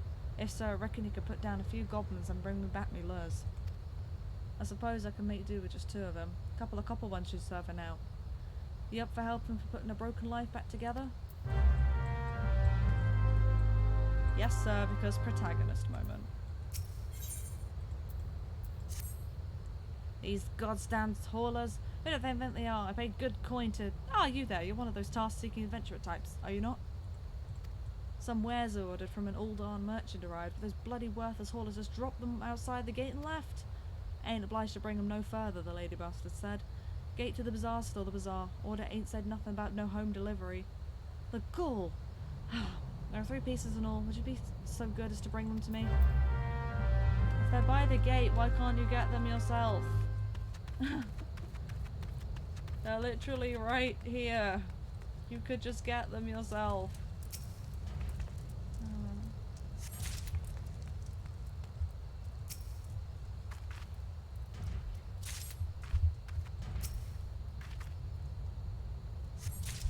There we go.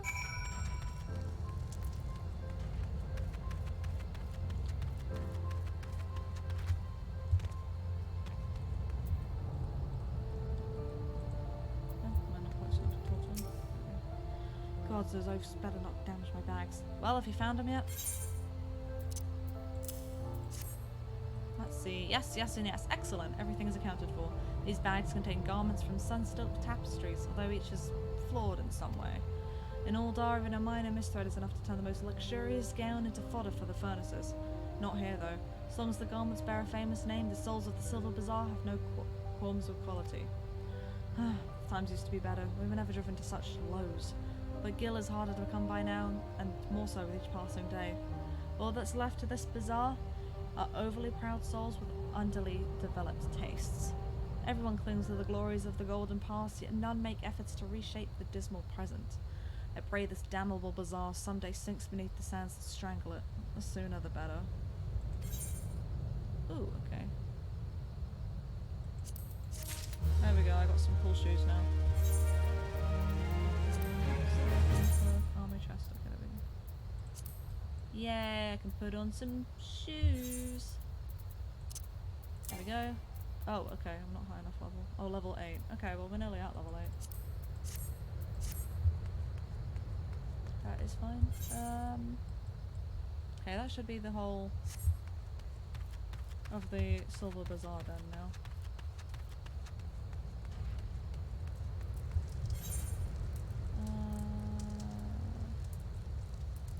There's actually a lot of oh, what they're called? They're kind of like these things. I forgot what they're called. I love that I've completely gone off track from the main story. That person was on a really cool horse.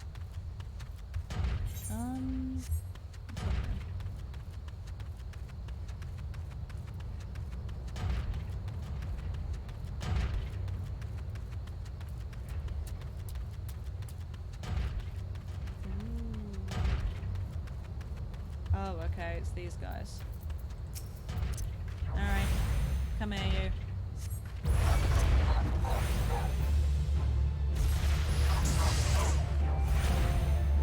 Oh, these guys don't really take a lot of damage. Thankfully, I'm only fighting one at a time, otherwise I'd be in trouble.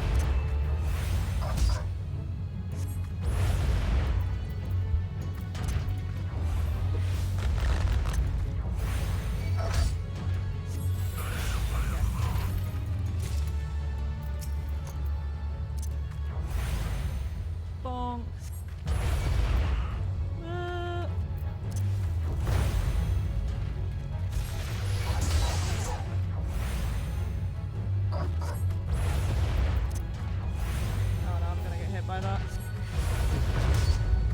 Oh nice, I dodged it. Blizzard!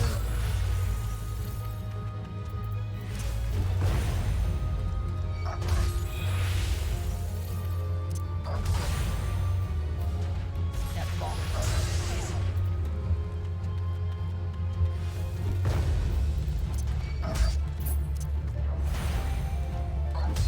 I'm not really in the habit of playing MMOs because I keep clicking the buttons.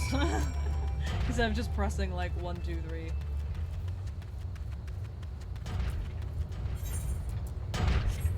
I said I was finished with the Silver Bazaar, but I'm not quite finished yet. Oh, Fate, that's what it's called. Well, since I'm right next to one, I may as well do it. Bruh. Okay, well, what level is this? Oh, it's level 8. It's fine. And if I'm the only person contributing, then I should still have a pretty high contribution, right? Just have to make sure I don't die, basically.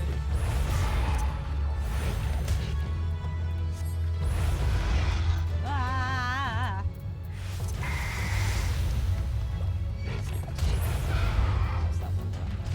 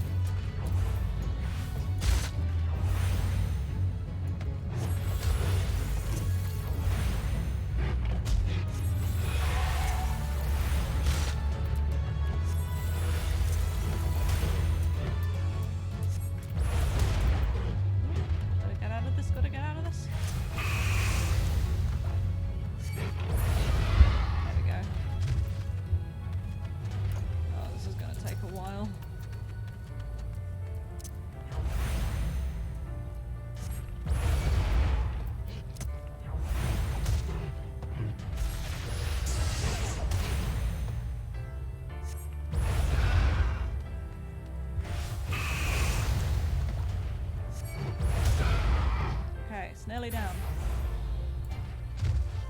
Nice. Okay. There's another one.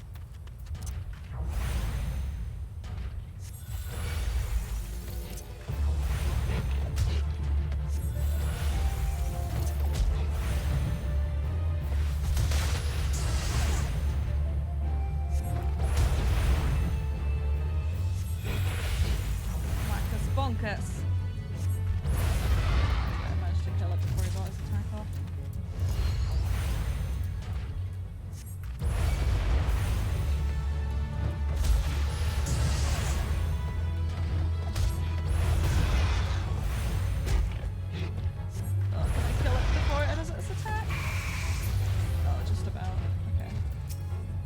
Get it before it did its attack, but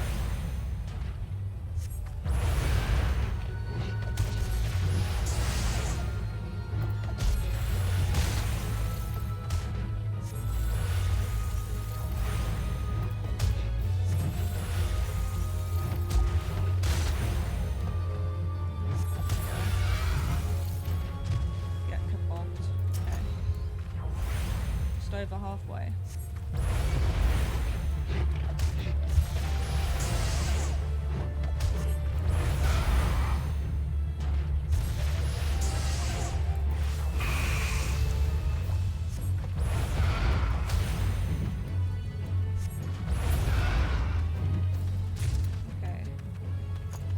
There you are.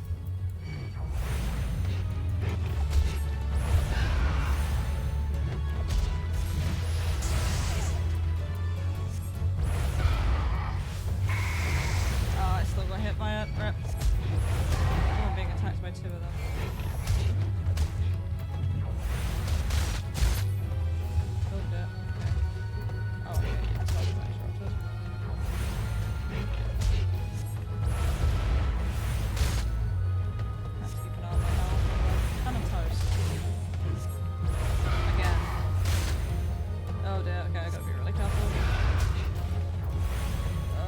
kill it, just kill it, just kill it, just kill it! Oh, phew, there we go. Okay. Alright, I'm gonna wait for a sec before I join another fight, because otherwise I am dead. There we go.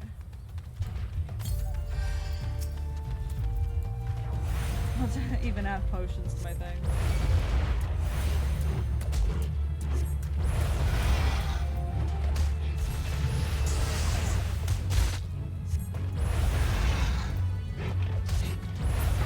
Okay, nearly done. Oh, cool.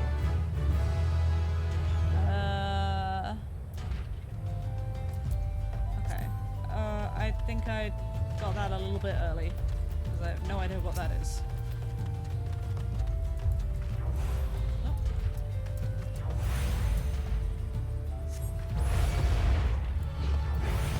Thunder.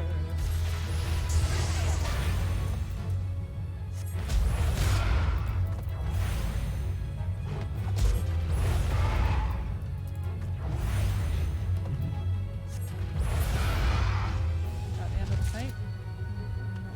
Yes, there we go. It's a decent amount of XP actually. Took me ages, but and like no gil, but it's fine. Funny enough, I reached the required level like once I'd already started it. So, hello. It ain't easy to ask, but I'm asking of the same friend. 2 copper lures to get me back out to see him. Put me and Daniel's heart at ease. There you go. I'll be damned. Me old copper lures. Never thought I'd see these buttes again. Bloody hells, them goblins sure saw to banging them up. Ah, ain't gonna be catching no fish with these. Oh, that's that. Must be an Ul'dah himself telling me to give up on me sea legs. Might be there's a new life waiting out there somewheres. Huh, maybe me campus will lead to it. Born and bred here I was. Ain't never called no place else home. Times are changing though. Suppose I could sell off me land to them bloody buzzard prospectors and see what else is out there for me.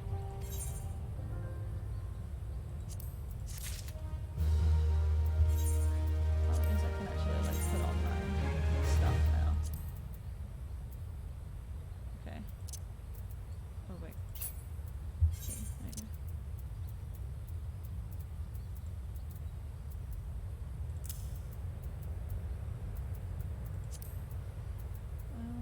Could have sworn I got something else. Oh, these boots. Because I wasn't level 8 before, so I can actually use them. There we go. Now I have full matching equipment, which is entirely red.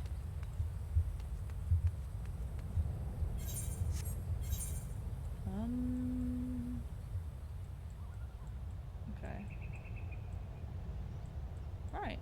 I think that's it for this region.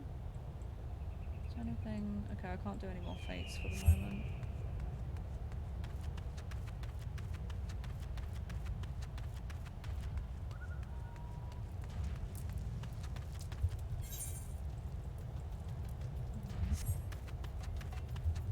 I'm gonna actually see if I can get the Horizon Aether tuned, and then I think that'll be it for the stream. I'll probably like go to Central Thanalan, but like actually not do anything there. I'll just put myself in that area. So when I next log on, be raring and ready to go.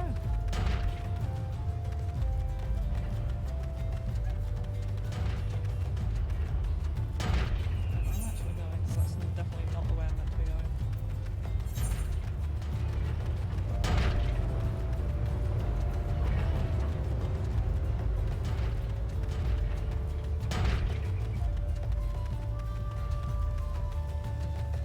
Yeah, this one?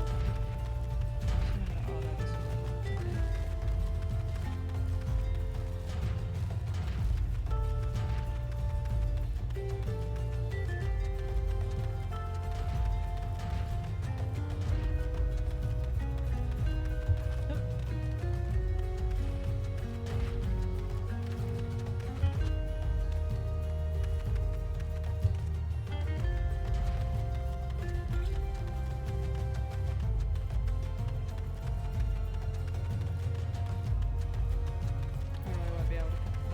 fate looks way too strong, and plus it's only got 30 seconds on it left.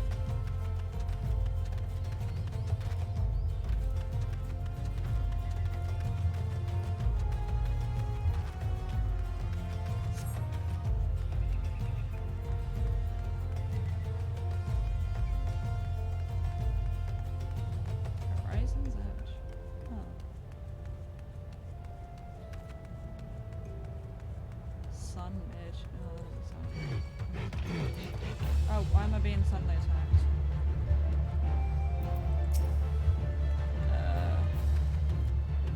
Are they running away from me? Oh, okay.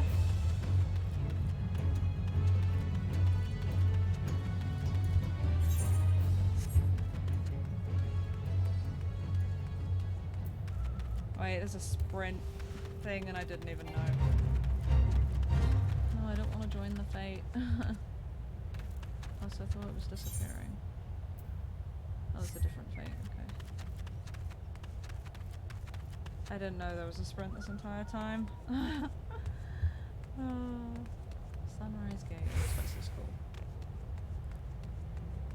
Alright, let's tune to this one.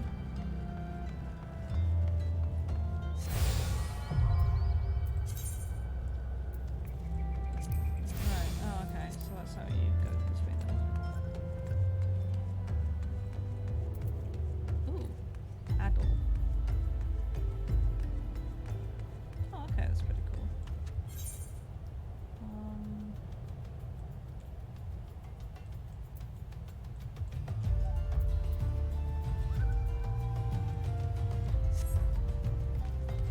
Alright, let's get to Central Funnel on then. Where am I actually going? This way. Alright. Away we go. I don't want to join the fate. Go away. Thing is, like, this way of the thaumaturge bit is probably going to be like really easy because I'm pretty much above the level by quite a bit now. Because I just did my usual and went completely off the main story. Oh, being attacked again. Oh, this guy looks tough. Oh well, I don't care. Ah! Did I get out of it in time? Okay, I did.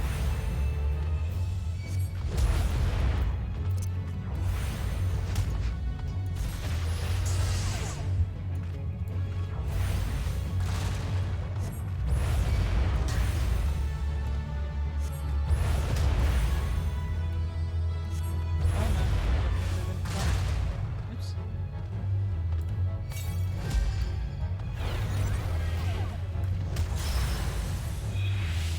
Oh, I'm not gonna get out of this in time.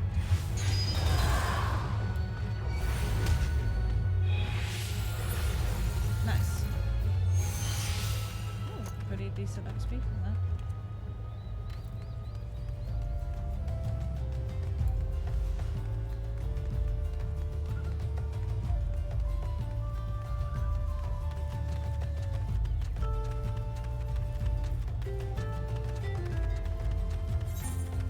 Oh, we've got past Central Funnel on.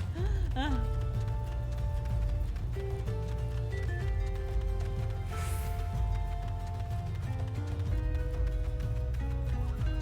Wait, where are the rest of the workers in the, like, around the bazaar kind of area? So, can't find them. Yeah, I didn't actually see them anymore. Oh well, we'll come back to it another time.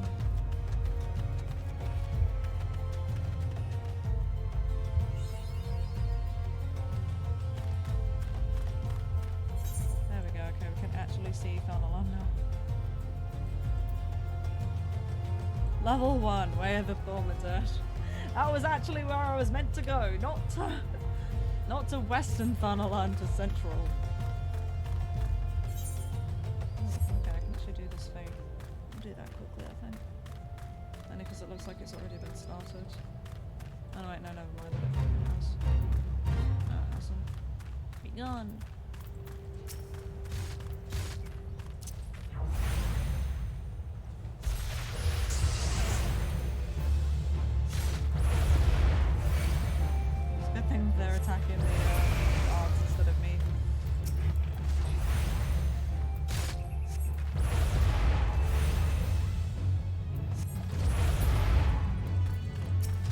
powering through these guys.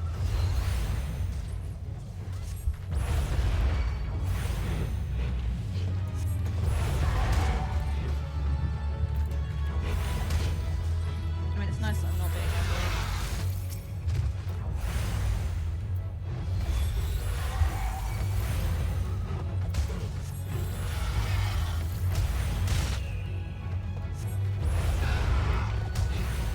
Bonk.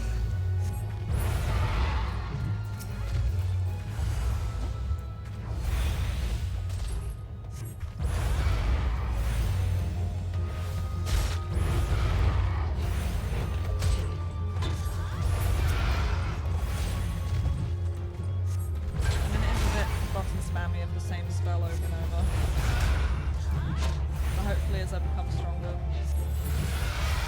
won't be so spammy with the same buttons anymore.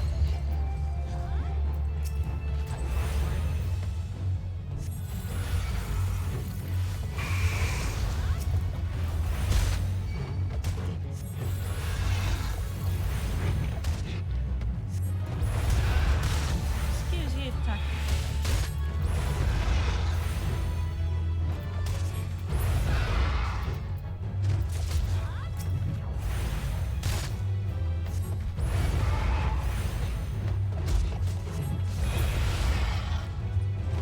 Down my health. I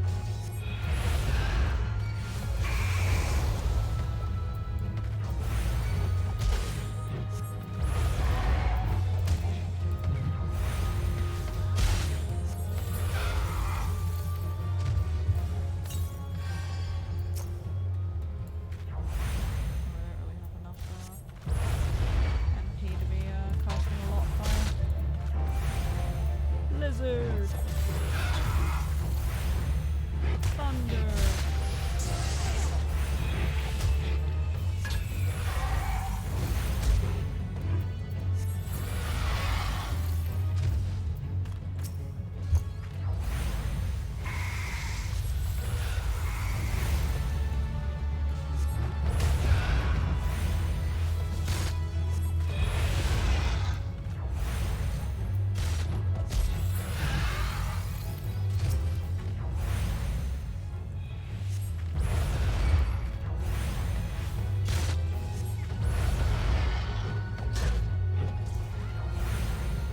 Bonk. Nice. Fate's done. Da da da da da da da da. Alright.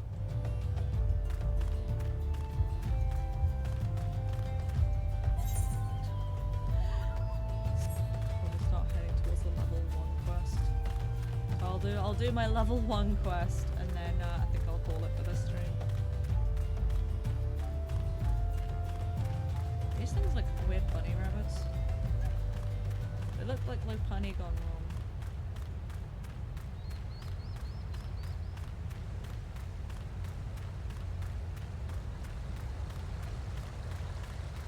Wait, this is the way I'm meant to be going. Oh, this is not the way I'm supposed to be going. Cute bunny rabbits, yeah.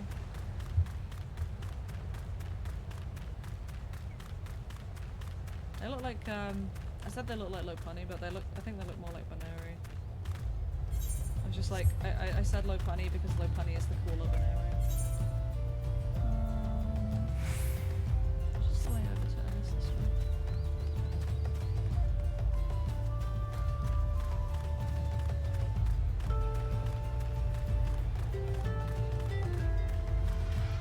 I mean, those bunny rabbits are called grave robbers, so I don't think they could be that cute.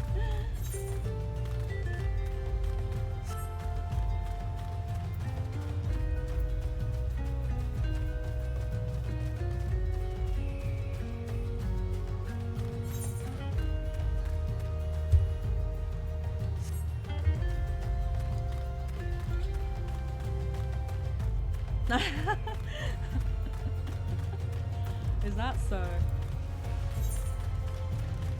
Is that so, Maxim?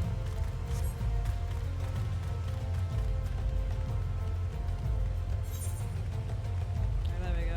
Coming up to my level 1 quest. Like, I have to Well, no, am I gonna like one-shot these or something? Oh, nearly.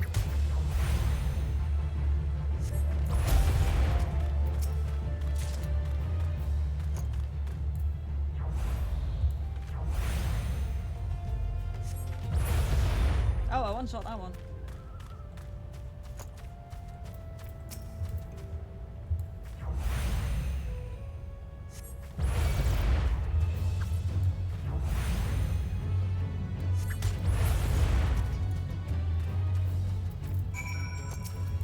How much XP do I actually get from these guys?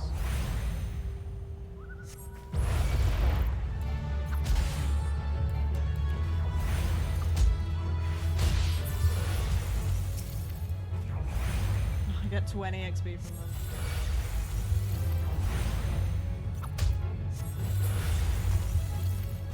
Alright, where are those shrews?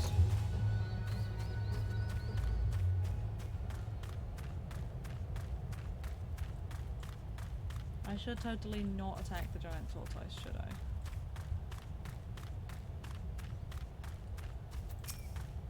Well, these guys are level 3 instead of level 1.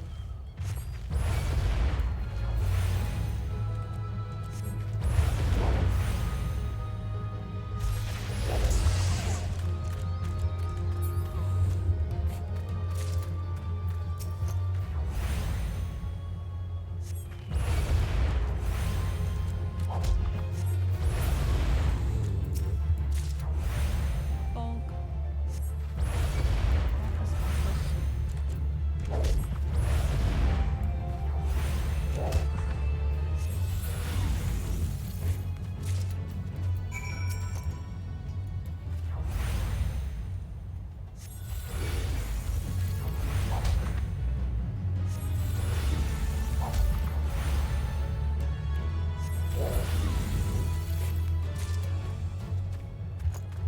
Alright, just kill this last snapping shrew. Max, the number of times you've threatened to burn my house down.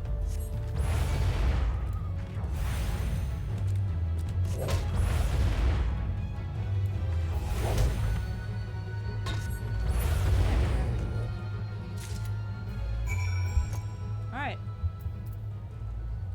And with that, I think we'll end here. Let the little fireball go.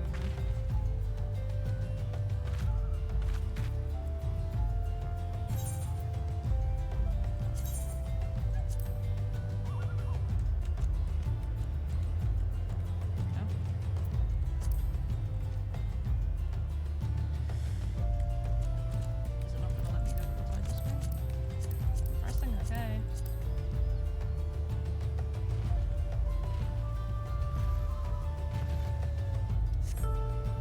Okay, apparently it makes you wait before allowing you to go back to the title screen. Alright everybody, thank you all for watching. Oh, I can actually tab out of this game. Please, Square Enix, let me leave. Don't hold me hostage in this game, please. Alright everybody, thank you for watching and hope to catch you again soon. Bye bye!